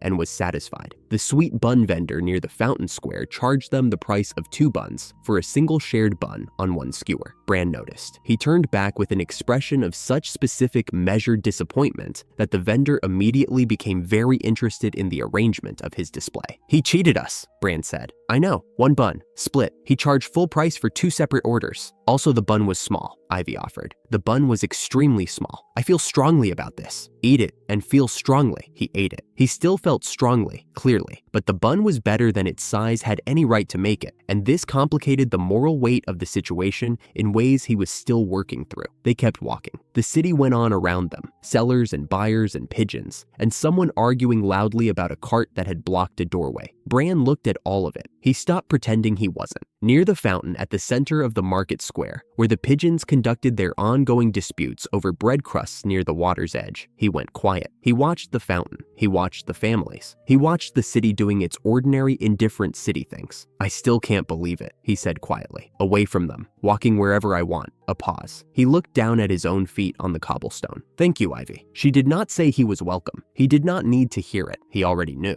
Bran stopped walking. He was looking across the square at a stall, at the man behind it, mustachioed, broad-shouldered, laughing at something a customer said. Then he was moving fast. "Mold," he said. The merchant turned. His face opened immediately and completely. "The boy!" He came around the stall and gripped Bran by both shoulders. "Look at you. Clean shirt, some weight back. Where have you been? I kept hearing stories about an apostle in the capital, and I thought, this boy, somehow he is connected to this." He stopped. He had noticed Ivy. He looked at her. He looked at Bran. He looked back at Ivy. His expression went through something and arrived at understanding. "Inside," he said. "Everyone, quickly." Mold's shop was warm and dense, and smelled of beeswax and something faintly electric, like air before rain. Crystal fragments sat in wire frames on every surface. A lamp in the corner put out blue-green light that bore no relation to the small flame inside it. Broken magical instruments lined the shelves in careful rows, each one in a different stage of of being either repaired or cataloged. The shop looked like the interior of a very cheerful and eclectic mind. He settled them in the back and explained. The potatoes had demonstrated at 6 stops on his northern route. Word spread. He had a reputation in 3 market districts now as the man who carried apostle-grown produce. Unverified at the time, he noted, but verified now. The plants were still producing in a plot behind his stall. He was happy about all of this. Bran listened to this with the relief of someone who had worried for 3 weeks that giving the potatoes away had been a mistake. "Since I met you," Bran said to him, "only good things have happened." Mold looked at him. He was pleased and slightly embarrassed by this, and not trying to hide either. "You paid me fair," he said. "Remarkable potatoes. If anything, I got the better of that transaction." He reached under the counter and set 2 necklaces on the surface between them. Each one held a small hexagonal crystal on a plain cord, pale gray blue, no bigger than a thumbnail. The surface cut into many tiny flat faces. They caught the blue-green lamplight and split it into small, cool points across the counter. Knight, near the door, said quietly, "Ivy-sama, he's fine," Ivy said, without looking away from the crystals. Knight held where he was. "Communication stones," Mold said. He positioned each necklace carefully. Both holders grip the stone at the same moment, and they can hear each other's voice, any distance within the continent. There is also a voice message mode. If one person holds and the other is not holding, the message waits. He folded his hands. "These were mine personally. I've had this pair a long time. I want you to have them." A pause. "I said I would want thanks. I am giving these because I expect a return." A slight movement of the mustache. "Permission to put a sign in the shop window. Apostle endorsed. That is what I want." Ivy looked at him for a moment. She liked him. She liked how precisely he had told her what he was doing and why. "Go ahead," she said. "Put the sign up." Mold's expression went several degrees warmer than his usual warmth. He pushed the necklaces across the counter. Bran picked up one. Ivy picked up the other. The crystal was cool against her palm, and then, as she held it, warm, the warmth of something that had been waiting to be held. She turned it once. The small flat faces scattered the lamplight. "Hold it," Bran said. He already had his closed in his fist. She closed her hand around the crystal. His voice came through clear and close, as if he were standing just behind her right shoulder. "Can you hear me?" He was standing next to her, but that was not the point. The point was that when she left, and she was going to leave, she had always been going to leave. The stone was out there, and the forest, and the road that did not end at the capital. He would not be on the other side of silence. She would close her hand around this crystal and hear his voice. He would be in Chancellor Leonard's large house, safe, eating well, asking questions, and studying, and eventually annoying the Chancellor about the garden. And she could reach him anytime she needed to.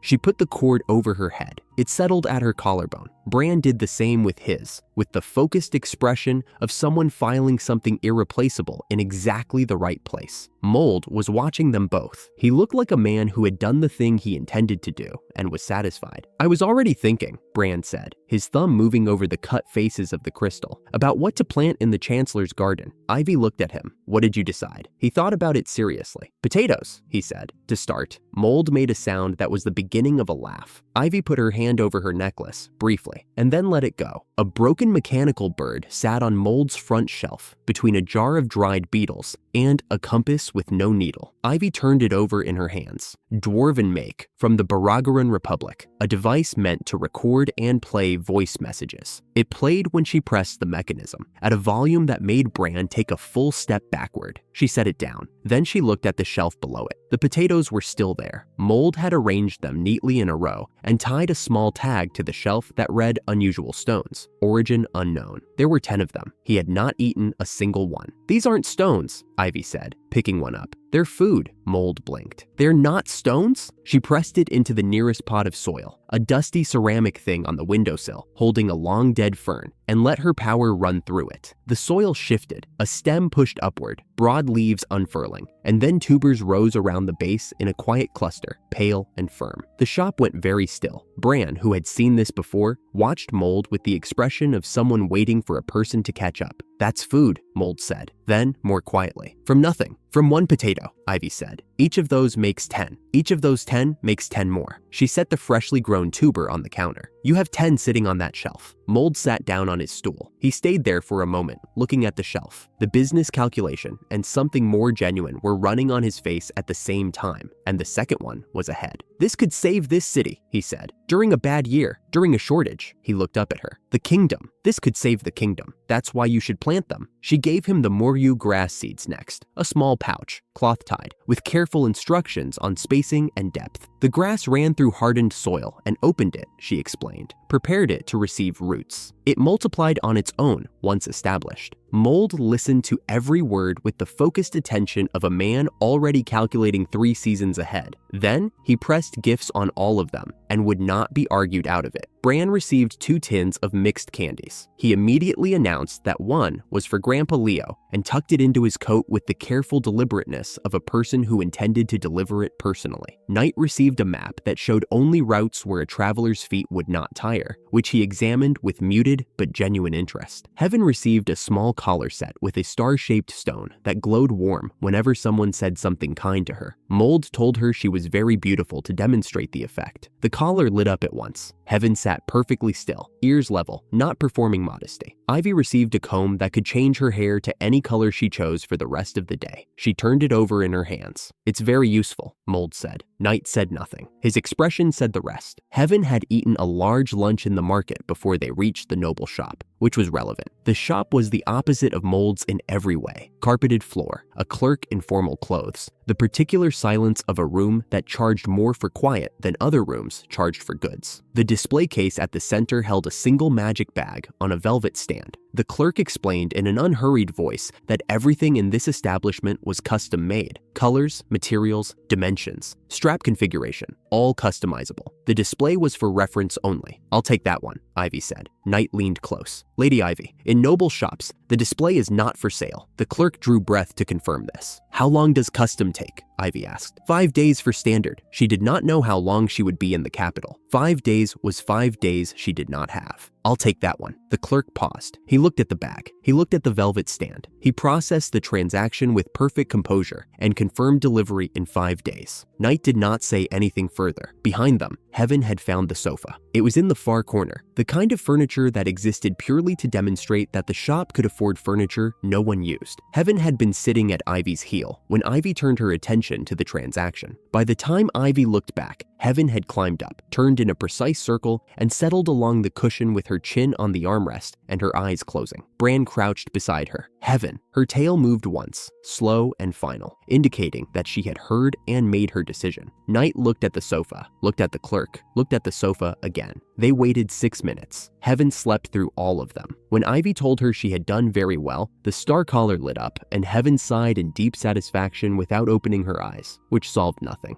Pearl had strong opinions about dresses, and so did the designer Pearl had found, and they reached the same conclusions through completely different reasoning. The designer specialized in what she called magical dresses, garments that grew with the wearer, reshaping as the body changed, so that size was set at purchase and fit took care of itself. She communicated this at some speed, holding fabrics up to Ivy with the expression of a woman for whom the correct dress was a matter of principle. Anything comfortable, Ivy said. The designer did not hear this, or chose not to. 14 dresses were tried. Ivy stood in each of them with patient neutrality. Pearl circled with opinions. The designer made notes. Bran and Knight sat in the waiting chairs and rendered a joint verdict at the end. The yellow one, which was the second, and the greenish one, which was the 8th, not the first. They were in complete agreement about the first. Same as Bran, Knight said, and definitely not the red one. Pearl chose 3 additional pieces on grounds of practical necessity. Daily clothes were added on top. By the time they left the third shop, they had accumulated a quantity of bags that required a precise logistical arrangement between Knight and Bran to carry without dropping anything, which Bran found satisfying and Knight accepted with the equanimity of a person who had long since made peace with his role. They were heading back through the castle, laden, when the boy appeared at the corridor's far end. He was about 10 years old, straight-backed, neatly dressed, with a small mole near his left eye. He walked toward Ivy with the slightly too eager directness of someone who had been waiting for a particular thing to happen. He introduced himself as the second prince. He said Pearl had written to him about the apostle. He said he was very glad to meet her. Then, with the careful casualness of someone who had rehearsed this question, had Pearl happened to mention anything about him? Ivy looked at him. Pearl, who had been 2 steps ahead, had gone very still. That, Ivy said, is a secret between women. His ears went red. Pearl did not turn around. Bran appeared at the prince's elbow, having identified in him a fellow person currently on the receiving end of an unhelpful answer, and they naturally fell into step together. The second prince recovered, delivered his actual message. The crown prince arrived tomorrow. The queen was planning an intimate dinner for the inner circle. He hoped Ivy would come, and received her acceptance before he had finished the sentence. Then he looked at Bran. Bran said he was a commoner from the frontier. He said it plainly, without apology, but with the slight stiffening of someone prepared for a door to close. The prince was quiet for a moment. "I was born into this position by chance," he said. "The same as you were born into yours. I don't see why that makes you less." He held out his hand. "Would you shake hands with me?" Bran looked at the hand for one beat. Then he took it. Ivy watched this from 2 steps back and felt something warm settle in her chest. She did not comment on it. Over the following 2 hours, as the afternoon moved toward evening, the second prince found reasons to be in the same section of the castle market as Pearl approximately 6 times. Each time, he looked at her across the distance. Each time, she looked somewhere else. Each time, he found something nearby to examine with great interest until she had passed. Pearl was composed and unhurried and showed nothing on her face, which, from a distance, meant she was showing everything. Ivy tracked all of this with the effortless attention of someone who had spent an adult lifetime watching people who thought they were being subtle. She found it deeply satisfying. She said nothing about any of it. The king brought her down himself. He explained as they walked, past the general collection, through 2 locked doors, deeper into the cool stone, that this section was restricted. Dangerous texts, historical records not yet made public, artifacts from previous eras that had been archived because no one could read them. The room at the bottom was small and still, and smelled of old paper. He crossed to a locked case in the deepest corner and opened it. The notebook inside was small, battered at the edges, the cover worn soft from handling. On the first page, visible through the open cover, the writing was Japanese. Ivy opened it without a word. "You can read it?" the king asked. "Yes." He was quiet for a moment. Then he nodded, once, and walked toward the door. At the threshold, he paused. "The language of the gods," he said quietly, as if confirming something he had long assumed, and closed the door behind him. The room was completely still. Ivy sat down at the reading table with the notebook in her hands, and started from the first page. Serena's handwriting was small and slightly rushed, the letters slanting forward as though trying to keep up with the thought behind them. The first page introduced herself, a cheerful high school student from Japan, reborn at 13 as the daughter of a minor viscount somewhere in Alcania. She wrote the way she must have written to friends in class, not a formal diary, just someone talking. The warmth of it came through immediately, clean and unguarded. She described her companion Elvin, an ice elf who looked like a serene older brother, but talked, she noted, like a gossipy grandmother. She had traveled half the continent with him before she learned he was the secret prince of Frostria, the frozen country at the top of the continent, something he had apparently not mentioned for 6 months. There was a story about a world conference in Alcania where a dispute had gotten out of hand. Serena had grown plants all over the conference hall, she wrote, somewhat by accident,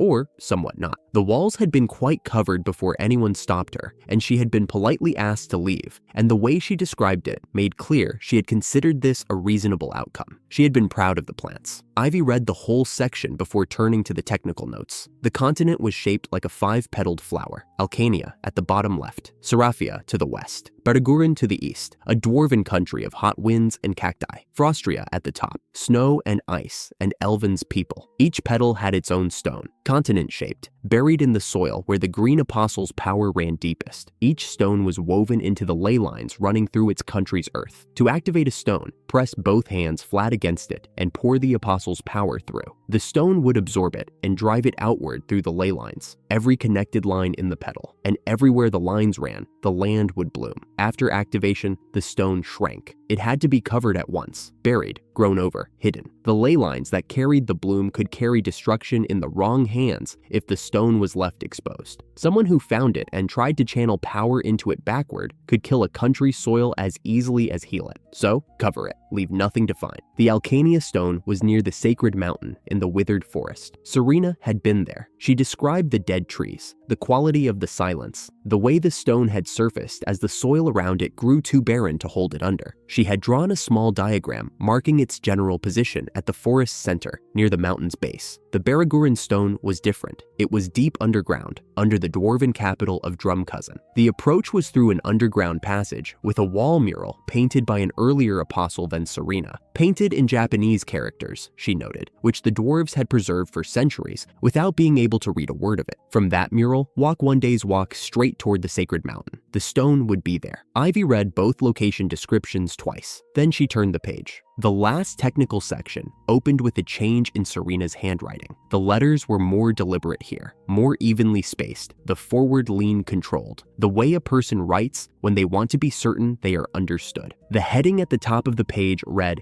"Important. Read this before you touch the stone." The warning was this: do not pour all your power into the stone on the first activation. Pour it gradually, a little at a time. Work up to it. If you poured everything at once on the first use, you would lose consciousness. The stone would still absorb the power, and the land would still bloom. It worked, the mechanism worked, that was not the problem. The problem was that you would not be awake to see any of it. You would collapse the moment the last of your power transferred, and you would sleep for a significant stretch of time before you came back to yourself. Serena had done this. She did not name it as a mistake, exactly. The handwriting shifted back to its normal pace at this point, slightly forward-leaning again, the pen keeping up with a thought that was still moving. She had woken up from the involuntary sleep to find her power measurably stronger. The skill had upgraded, substantially. The unconsciousness had forced something her body apparently needed to reorganize. It was worth it, she wrote. She was glad it had happened, but she would have liked a warning. Ivy sat with this for a moment. She was going to pour everything into the stone. She knew this about herself already, clearly, and without argument. She would find the stone in the withered forest. She would press her hands to it, and she would put every drop of her power through it, because the land had been dead for too long, and a partial bloom was not what she had come this far to do.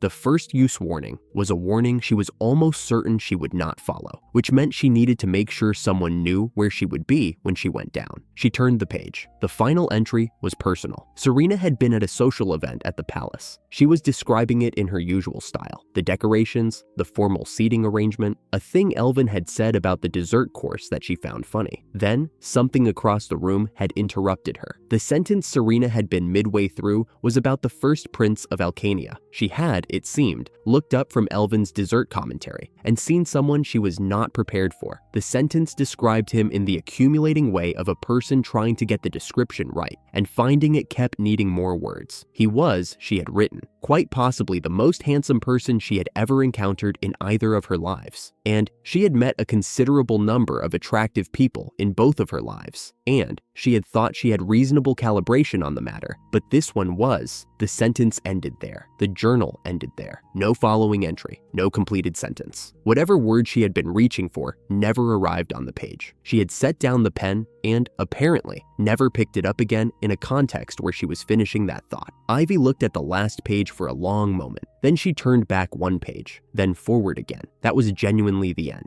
She closed the journal. It sat in her hands, small, battered, the cover worn from years of sitting in a locked case in the dark. A high school student from Japan had carried this notebook through a world that was dying and had filled it with everything the next apostle would need. The mechanics, the locations, the warning, the name of a dwarven city, and the mural that pointed to its stone. She had done all of that. She had done her job. And then she had looked across a palace dining room and walked straight off the edge of the last page. Ivy thought about Heaven's words, the night outside Aldrich's cell, when Heaven had said without any hesitation that Serena had chosen to stay, that she had not been deceived or cornered. She had chosen this world and the life it offered. and the choice had been hers completely. Now, Ivy had the handwriting as evidence, a journal full of technical notes and cheerful complaints, and one story about accidentally covering a conference hall in plants, ending mid-sentence on a prince she had apparently found extraordinary. This was not the journal of a person who had stayed reluctantly. This was the journal of a person who had found something that mattered more than finishing the entry. She put the notebook in her coat. She was going to need someone who could carry her out of a forest. The first thing Ivy grew that morning was an accident. She was walking and thinking about the stone's distance, 2 hours along the country road, then into the withered forest, then about a day deeper, and her hands brushed the dry grass along the road's edge as she passed a cracked fence post, and Shepard's purse pushed up from the dead ground in a short, dense clump behind her. She noticed it 3 paces later and did not go back. Knight had the map Mold gave him rolled in his coat pocket and had already consulted it twice, though the road ran straight and the sacred mountain was a pale shape above the horizon on clear days. He was not consulting the map.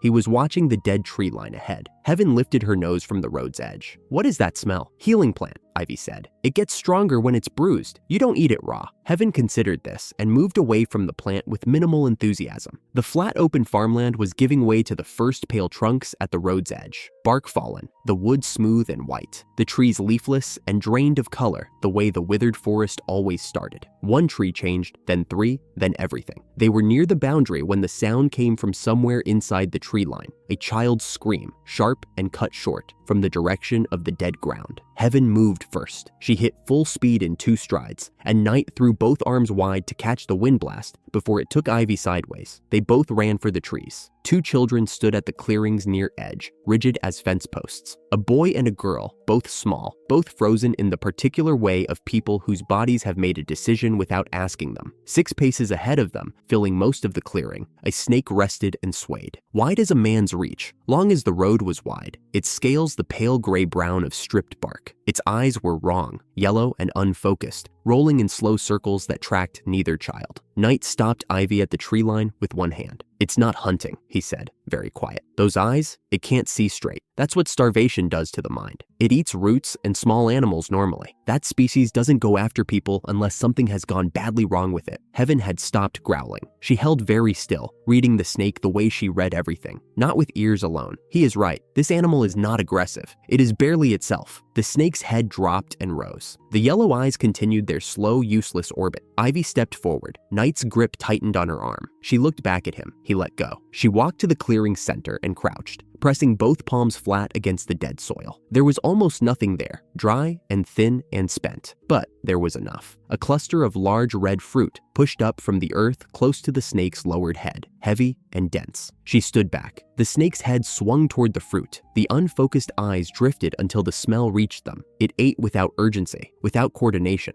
the way something eats when it has been hungry so long it has forgotten what hunger with an edge to it feels like. She grew more. It ate. She grew a 3rd cluster, a few paces toward the clearing's far side. The snake followed and ate that too. She watched its face the whole time. On the last piece of the 3rd cluster, something changed. The yellow fog left the snake's eyes between one breath and the next. Amber replaced it, clear, warm, still. The snake lifted its head and looked at Ivy with eyes that were finally looking at something. Heaven let out a slow breath. "He says thank you." Her voice had gone quieter. "He says he was close to eating his own eggs. He has been in this forest alone for 3 years. He says you stopped something he would not have come back from." The snake held its position, those amber eyes on Ivy, and waited. "He would like to follow you," Heaven said. From the tree line, Knight started to say something. "Yes," Ivy said. The snake turned and moved for the forest's edge with the ease of something that had always known this ground. Each root tangle and fallen branch taken without hesitation and slipped between the pale dead trunks and was gone. A voice broke from behind them. The girl had been holding it in the entire time. "We know that snake," she said, through what were recent tears and considerable fury. "He's the forest snake. He's never done that before." "It was my idea to come this way," the boy said quietly. His sister turned on him. "You said that after." "I said it before and after." Knight had crossed the clearing without anyone noticing him move. He crouched to their height, and when he spoke, his voice was not gentle the way softening something is gentle. It was direct, which was different. "Your parents," he said, "when they find out where you were this morning, what do they feel? Proud that you came out here alone? Or something else?" Neither child spoke. "Learn to protect yourselves first," Knight said. "Then help other people. The other way around just makes more problems for everyone, including the people you meant to help." He set one hand briefly on the boy's shoulder and stood. "What are your names?" "Theo," the boy said. His sister's chin came up. "Millie." She was still watching the tree line where the snake had gone. Ivy grew wild strawberries before anyone thought to ask. She spread them across the dead ground in a loose ring, small and bright red against the gray soil, and sat down cross-legged in the middle of them. Heaven helped herself immediately. Theo picked one up, examined it front and back, and ate it. "These are real," he said, as if he had expected otherwise. "They're always real," Ivy said. Millie sat without ceremony and ate 4 in quick succession. She did not notice that her mouth had gone red until Knight tapped his own lip. She wiped it on her sleeve and made it worse. Knight ate a strawberry. The set of his shoulders had changed from what it had been during the lecture. Not soft, but settled. He ate another one. "You sound like someone's father," Ivy said. He looked at her. "I don't," he said. "Just a little." "I do not," he said, with some feeling. He ate a third strawberry and looked elsewhere. Millie looked up from the remaining fruit. "Where are you going? Into the forest?" "We're looking for a stone," Ivy said. "Flower-shaped, very large. Have you heard of it?" Theo and Millie exchanged a look. The fast, complete exchange of people who argue about everything and have gotten efficient at it. "Our mom knows the forest," Millie said. "She knows everything near here." She stood up and brushed off her skirt. "We live in the village. It's that way." Ivy gathered the remaining strawberries into a fold of cloth. They would do for the birthday she had already guessed at. The village sat at the exact line where cleared ground ended and the dead forest began. The fence was solid, new wood, well-fitted posts, the kind built by people who needed to know precisely where the safe edge was. A group of adults had gathered at the entrance by the time they came down the path, and the moment they saw Knight, tall and armed and a stranger, every one of them dropped to their hands and knees. All of them, together, fast. Knight stopped walking. Ivy stepped forward. "We're travelers. These 2 belong to you. They're safe. We found them at the forest edge." 2 heads came up at once. A woman pushed to her feet and walked forward quickly, and Millie ran the last few paces into her arms, while Theo completed his approach with his spine very straight, as if the entire morning had been under his control at all times. The woman was laughing and crying simultaneously, one hand on Millie's head and one on Theo's shoulder, checking each face against her memory of each face. She thanked Ivy. She tried to press something into Ivy's hands, a small cloth bundle, and would not be talked out of it. "It's her birthday," Theo said, from somewhere inside his mother's arms. "I was trying to find something for her." Ivy set the folded cloth of strawberries on top of the bundle instead, and said nothing further. The mother looked at Ivy over her children's heads with an expression that had traveled well past relief and arrived somewhere without a simple name. Then Ivy asked about the stone. The village knew it. The confirmation came from 3 directions at once, with the variation of secondhand knowledge. Leaf-shaped, some said. Flower-shaped, others. Large enough that no one needed to specify how large. It had been in the withered forest for years, a day's walk deeper in a clearing no one went near. The great snake had claimed that ground before the forest started dying. An old man near the back of the group looked at Ivy steadily. "You'd have to get past the snake first. I fed it this morning," Ivy said. A silence of about 3 full seconds. The old man's expression shifted in a way that had nothing to do with reassurance. Then, from the tree line at the forest's edge, not near enough to be threatening, but visible, the great snake came up onto a high branch and draped itself there, amber eyes open, watching the clearing. Heaven, tucked small at Ivy's feet, translated without being asked. "He says if you have business in the forest, he knows the paths." Knight looked at the snake. He looked at Ivy. He said, "Forward." It was not enthusiasm. It was the voice of a man who had weighed the argument and concluded it was not going to land. The withered forest was quiet the way dead places are quiet, not peaceful, just empty. The snake moved ahead at a steady pace Ivy could match without hurrying. It chose the gaps between root tangles and fallen trunks without hesitation, turning at junctions and doubling around collapsed sections that would have cost them an hour to detour without a guide. 3 years alone in this forest had given it a map that no one else possessed. They followed in single file. The dead trees were close set, bark fallen, trunks smooth and pale, standing in all directions with no logic except the original logic of the forest before it died. Some still stood straight. Others had come down at angles, leaning against their neighbors, the whole canopy a gray lattice with cold sky showing through in patches. There was no color in the withered forest except what the party carried into it. Knight said, after a long stretch of quiet, "The strawberries." She made the connection herself. "I grew them for the children," Ivy said. "She made the connection," Heaven said, from beside Ivy's feet, "between the birthday and the child, and the fruit. She connected those things on her own.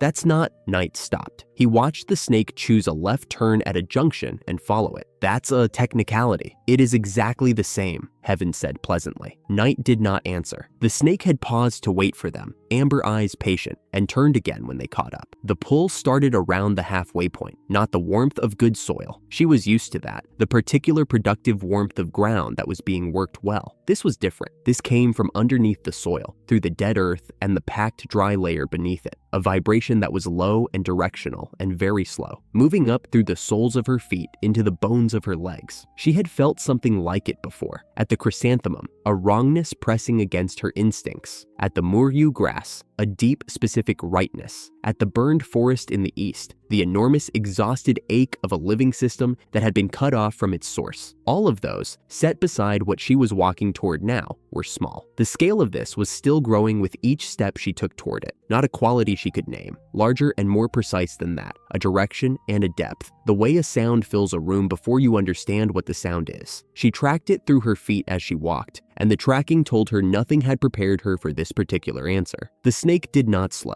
She kept walking. The clearing opened without warning. The trees simply stopped. No gradual thinning. They were close and dead, and then they were not, and the clearing was wide and flat and bare in a way that felt deliberate. Perhaps 20 paces across. No fallen branches, no debris. Dry earth in a circle, as if something had asked the decay to hold its distance. And at the center of it, the stone. It was enormous. Over 3 meters across, pale gray, sitting in the dead ground the way something sits when it has been in one place long enough that the earth has organized itself around it. It rose in 5 long curves, 5 broad petals, each one a meter or more, meeting at a raised center point. The stone was smooth, worn to a surface with no roughness left. On the top face, carved in deep relief, 5 petals ran outward from the center, their lines clear and deliberate, nothing geological about them. Someone had shaped this. Someone had meant it. Ivy stood at the clearing's edge and felt the pull through the soles of both feet simultaneously, steady and enormous, like standing at the bank of a river in flood when the sound of the water is already in the ground before it reaches your ears. The snake settled into a coil at the clearing's south edge, amber eyes half closed. Heaven sat very still beside Ivy's feet and did not say anything. Night saw the bird before Ivy did. It came in from the north, small, compact, gray-feathered, with a formal economy of wing beats that was different from any ordinary bird's movement. It landed on Night's outstretched arm and settled. Attached to its leg was a sealed message capsule. The seal on the capsule was pressed in the capital crest. Night looked at the seal. He read the header inside the capsule, enough to know the sender. He unclipped the capsule and held it out to Ivy without a word. She took it. The message was in Chancellor Leonard's careful official hand. She stood in the clearing with the stone in front of her and read it. The investigation had concluded. Her parents had been found guilty, not as desperate sellers in a moment of poverty, not as people who had been coerced or misled, but as knowing participants in Marky Drake's trafficking network. They had understood the system. They had remained part of it deliberately. The sentencing, 2 years of supervised hard labor in the reconstruction zones. The Chancellor wanted her to know the review had been thorough and properly conducted through every stage. Then, Bran. Bran was well. He was eating and studying. In the past 2 weeks alone, he had caused 3 separate incidents in the Chancellor's kitchen over recipe proportions, each one more elaborately argued than the last, to the point where the Chancellor's cook had begun filing written objections, which the Chancellor found considerably funnier than he was able to professionally admit. He sent his love. He said not to worry about him. He said,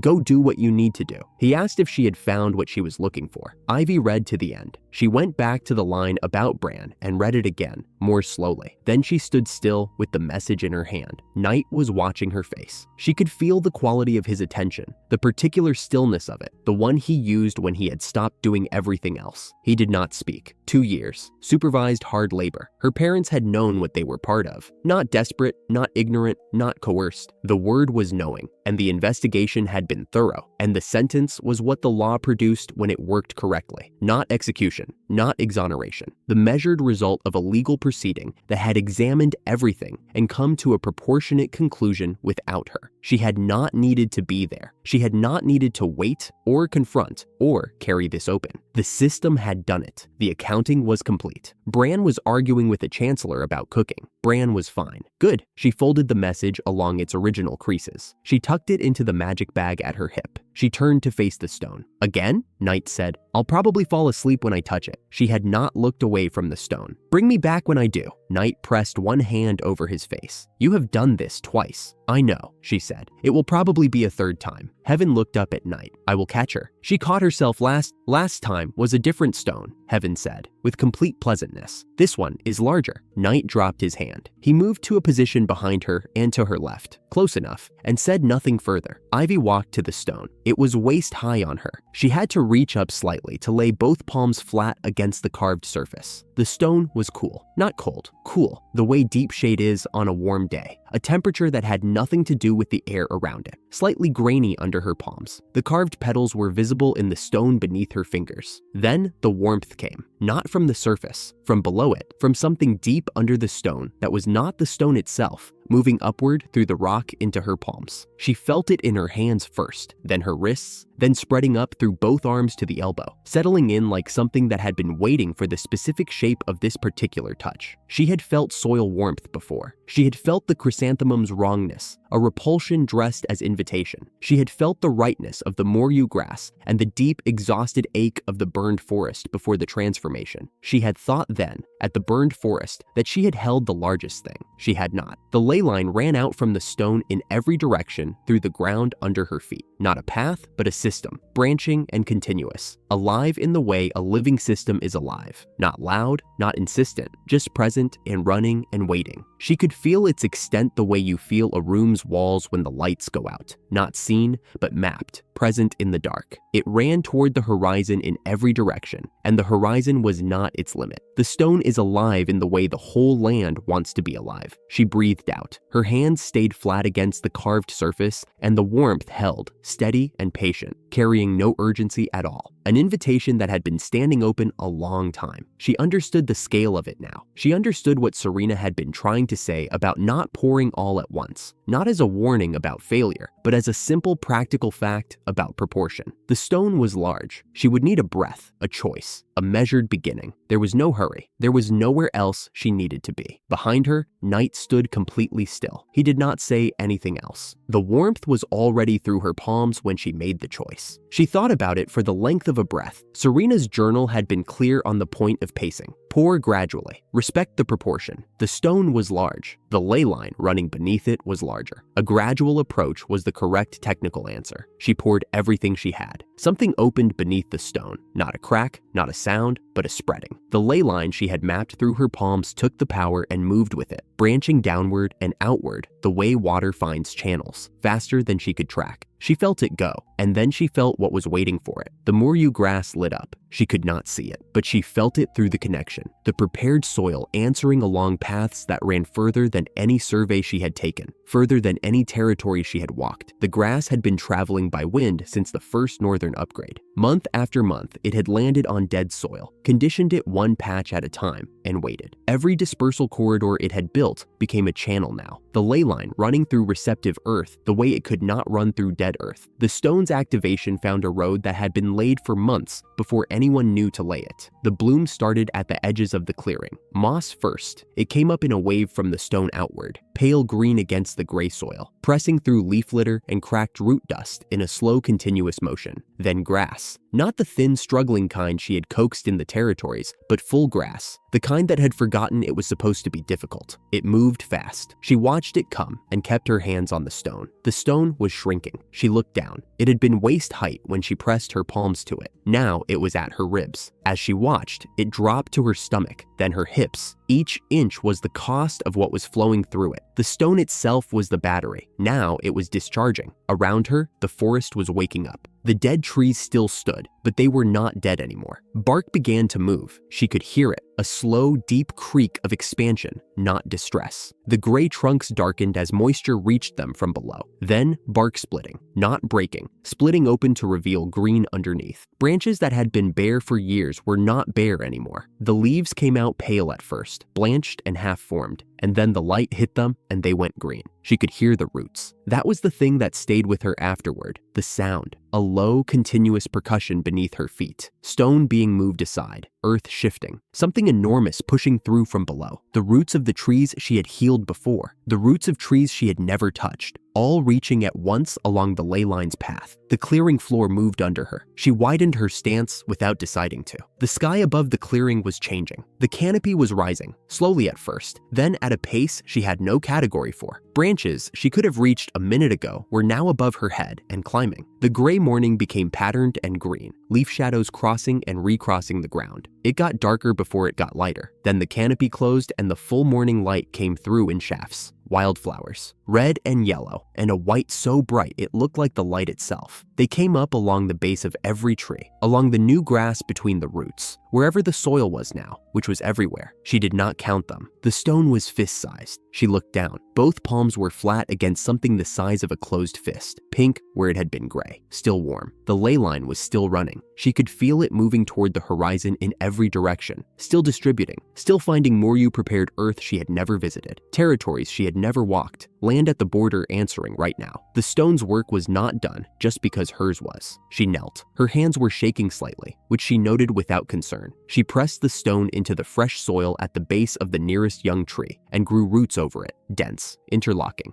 deep enough that no one would find it unless they knew exactly where to look. She smoothed the surface over. She stood up. Around her, the forest was entirely alive. The canopy closed overhead and insects arrived from somewhere, the way insects always do when a place becomes a place again. A bird called once from the middle distance, then another further away, answering. Night was saying her name. He was close, closer than she had realized, both hands out slightly, positioned the way someone positions themselves to catch something. Heaven was running across the clearing floor, the new grass parting under her paws. At the far edge of the clearing, in the shadows under trees that had been gray and dead an hour ago, the great snake was watching. Its eyes were clear amber. "I'm okay," Ivy said. "Tired. More than that, She almost fell. The ground had not moved. Her legs had. Night caught her arm before she could finish the sentence. "You're not collapsing again," Night said. "Not a question. Not if I can help it." She got her feet under her. They did not fully cooperate. Heaven was already at her knee, pressing her nose against it. "Ivy-sama,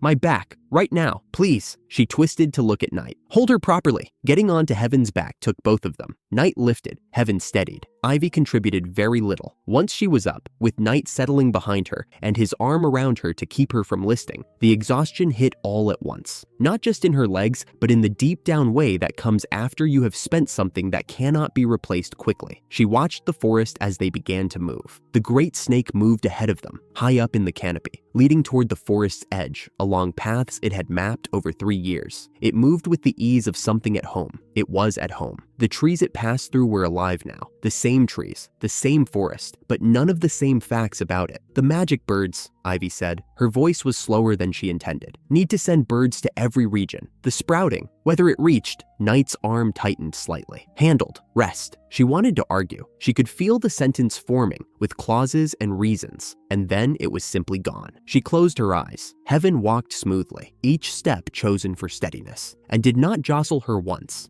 The trip that had taken 3 days through Deadland took 1 day through land that was alive. Ivy slept through all of it. Night had sent confirmation birds before they had even entered the clearing, a precaution he had arranged and not mentioned. When the responses came back, they came with the same word from every region: sprouting, north, south, border territories, the land near the capital that had been dying the longest. Everywhere, something had taken root. By the time Heaven carried them through the capital's outer gate, Alcania was blooming from its center to its edges. Ivy did not know any of this until she woke up 3 weeks later. She came awake all at once, which was how she always woke. The ceiling was unfamiliar for 2 seconds. Then, the room organized itself. Duke Dandy's townhouse, the capital, the bed she had presumably been in for some time. Someone was in the chair. Bran. Brown curly hair, freckles, clean clothes with sleeves that were slightly too long. He was asleep with his arms folded and his chin dropped. The careful posture he tried to maintain collapsing gently into the position of someone who had been keeping vigil for a while and had not meant to sleep. She was hungry in a way that had a personality. She needed food immediately. Night appeared in the doorway. He was already holding something. She hoped it was food. It was food. She held out both hands. He set it on the bedside table without ceremony. 3 weeks, he said. His eyes went briefly to Bran's chair. Bran woke up. The reunion was brief in the way of people who have agreed without discussion, not to make more of it than it needs to be. Bran's hand closed around her arm. She pressed her shoulder against his. That was sufficient. Then she ate. 3 weeks of sleep produces a specific kind of hunger, and she had no intention of ignoring it. Ivy, Bran's voice was the patient version, the one he used when he had identified a problem and was preparing to address it. Close your mouth while you chew. She was not going to do that. She chewed. He watched with the expression of someone managing a mild disappointment through force of will. Heaven, puppy-sized on the foot of the bed, ate the crumb that fell on the blanket and looked deeply satisfied. "I'm glad you're awake," Bran said. "I'm glad I'm awake too," she swallowed. The bloom did it. Every region. Night was at the window now, arms folded. The Capitol Gardens came up overnight. 3 weeks ago. She nodded. She took another piece of bread. There was not much else to say about it. Bran watched her eat for another moment, arrived at some private conclusion about the diplomatic limits of this situation, and reached over to straighten the blanket someone had draped around her shoulders, precisely without comment, as if this was simply part of the arrangement. Pearl arrived first, which was consistent with everything Ivy knew about Pearl. She moved through the door at a pace that was technically graceful and somehow also very fast, pulled Ivy into a hug before the greeting was fully formed, held on for a moment, and then took her by the shoulders and looked at her the way someone looks at something they have been worried about. "You're really all right," not a question. Really all right. Duke Dandy appeared behind Pearl in the way that everyone appeared behind Pearl, slightly out of breath and not mentioning it. He confirmed the townhouse arrangements, noted that a bath was prepared, and mentioned with careful precision that the king would arrive that afternoon, and that Ivy might wish to be, in some sense, presentable. The king came with Chancellor Leonard and ministers, and he brought numbers. Total regrowth area since the activation, the largest in the recorded history of Alcania. Not just the territories she had worked, the cleared soil, the Mor'yu-seeded corridors, the treated land, but every territory, including regions she had never visited, including land near the border that had been considered beyond recovery. The Mor'yu grass had reached further than any survey had shown. The king told her this in Duke Dandy's receiving room, in the formal language that the occasion required. His thanks was precise and genuine, and went on for some time. By the 4th sentence, Ivy had turned red. She managed the 5th and the 6th and most of the 7th before she said, with as much composure as she had remaining, "I just did what I wanted to do." "Please stop." Everyone in the room laughed. Chancellor Leonard, standing at the back with his arms folded and his white beard perfectly arranged, observed her for a moment. "It seems," he said, "the current apostle is rather bashful." This made the laughing worse. "There will be a dinner this evening," the king said, once he had composed himself. "My wife and the crown prince will attend. The full inner circle only." He paused. "Please do not escape. We remember last time." Ivy had no memory of a last time. This did not seem like the moment to raise that. From the corner, where he had been sitting with his spine very straight and his expression of someone conducting himself with full composure, Bran said, "You should go. Let them say thank you properly." She looked at him. He looked back. His freckles were visible, and his expression was entirely sincere. She went. The dinner was smaller than expected, which meant she did not have to worry about 17 pieces of cutlery. The king had kept it to close acquaintances only. She sat down, assessed the plates, and began. She missed the queen's entrance. She was aware that something happened near the doorway. Knight went slightly more alert, the way he did when someone significant arrived. But by the time she looked up, the queen was already seated, and Knight was leaning toward her. "The queen," he said quietly. The queen appeared to be extraordinarily beautiful. Ivy registered this the way she registered most things and returned to her food, because she had been asleep for 3 weeks and her body had opinions about what was important right now. The crown prince, who was about 14 and sharp-featured in a way that suggested he had been in formal dinners long enough to have developed assessments of how they should go, was watching her approach to the second plate from across the table. His expression suggested this approach was not meeting some standard. Ivy did not adjust her approach. What she watched, between the first plate and the second, was the space across the table where the second prince sat near Pearl. They had been placed with exactly the distance between them that propriety required, which meant they were close enough that each slight movement was visible. Over the soup course and the bread, and into the first main dish, the second prince looked at Pearl 6 times. Pearl looked back 4 of those times. Neither spoke to the other directly. Each look lasted precisely as long as coincidence could explain, and then went somewhere else. Ivy ate her second plate with quiet and genuine satisfaction. Afterward, back at the townhouse, Knight reported. High Priest Aldrich had left the capital before she woke. He had a task, and he had started it, returning to Seraphia to spread news of the miracle, then rejoining the journey as a believer. Ivy found this mildly alarming and set it aside. The month-long festival would begin in 2 days. Nightly banquets, noble assemblies. The second banquet alone, a week from now, already had 50 confirmed noble households. Ivy looked at the candle on the table. "We leave at dawn," she said. "Right." Knight set down the report he had been reading. "I expected that. Heaven's going to complain. I'll handle Heaven." He folded the report and tucked it away. "Essentials only. Everything fits in the bag?" "It fits." "Then there's nothing to argue about." He stood and moved to the door. 1 hour before dawn, he paused. "The second banquet has 50 noble households. They'll be disappointed." Ivy thought about 50 noble households waiting for a 7-year-old who was already 2 days down the road. "They'll manage," she said. Heaven was deeply, completely asleep in the way of something that had eaten well and had no pending concerns. Curled in 3 tight loops, nose tucked under her tail, breathing slow. "Heaven." Knight said her name. Nothing. He tried again and again. On the 4th attempt, one amber eye opened, assessed the hour and the darkness, and closed. "I can't eat another thing," she announced, and went back to sleep. "Ivy needs you," Knight said. Both eyes opened. Heaven uncurled in one motion, shook herself thoroughly, and stood. Her ears were forward, and her expression communicated that the previous sleepiness had been a temporary administrative matter and was now resolved. "I am a noble Fenrir serving the apostle," she said, with considerable dignity. "Being sleepy is nothing." Ivy handed her a piece of dried fruit from the travel pack. Heaven ate it in one bite and followed them to the balcony without further comment. The balcony was wide enough for the 3 of them, barely. Heaven stepped to the center, stood still for a moment, and then grew. It was not slow. 1 second she was puppy-sized, her head at Ivy's knee, and then the size came with the silver fur, both arriving together, and by the time the growth stopped, she was enormous. Not horse-sized, not large dog-sized, the actual Fenrir she had always been, silver-furred, heavy through the shoulders, built low and powerful the way large predators are built, with eyes that caught the dark and sent it back amber. She stood on the balcony, and the balcony held her, but only just. Ivy's head came to her shoulder. "Up," Knight said, and boosted Ivy onto Heaven's back and followed in one motion.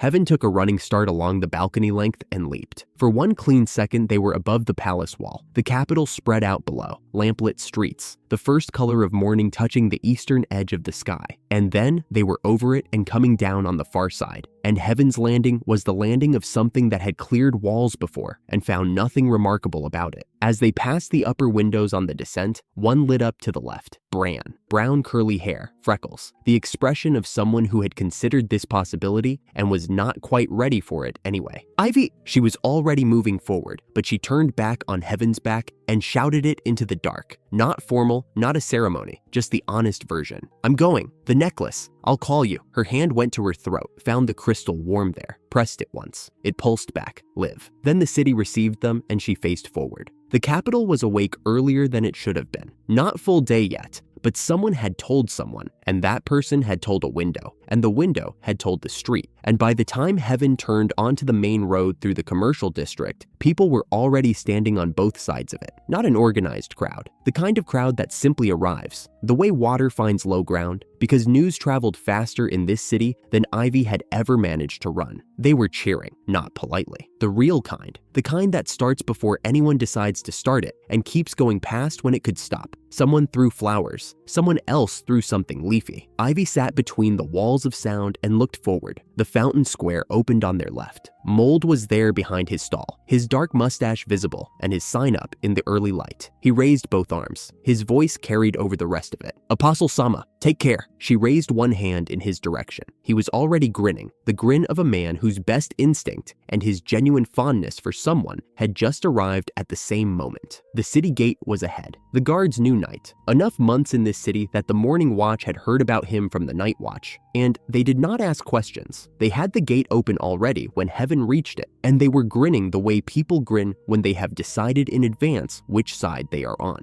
Heaven ran through without slowing. The cheering followed them for another 100 steps past the wall. Then the road turned and the sound fell back, and the last of the capital fell away behind them. The road ahead was green, not the gray cracked dirt between dead fields that had been the landscape for every journey she had taken in this country. Green, roadsides full of Muryu grass and new growth, young shrubs at the verge, the occasional flash of wildflower color in the distance. The ley line had followed the prepared earth all the way out here. 3 weeks of growing had been happening while she slept, and the result was this. Land that had remembered it was supposed to be alive. Heaven ran. Her stride was long and unhurried, the kind that covers ground without appearing to try. The morning light came in low from the east, hitting the new grass at an angle that made it seem to move even when the wind was still. The whole road was lit, and green, and the canopy of the revived forest at the boundary was visible on the horizon. Behind them, the capital was still there, white rooftops and the palace tower catching the first sun. She could pick out the wall they had cleared, the window where Bran's face had been. She held the necklace for a moment and then let it go. He was fine. He would argue with the Chancellor's cook about recipe proportions and eat until his sleeves fit, and send her complaints about the ink quality of the official correspondence he was apparently being made to copy. He was fine. From behind her, Knight said, "I'm glad I became your attendant." Quiet. Plain.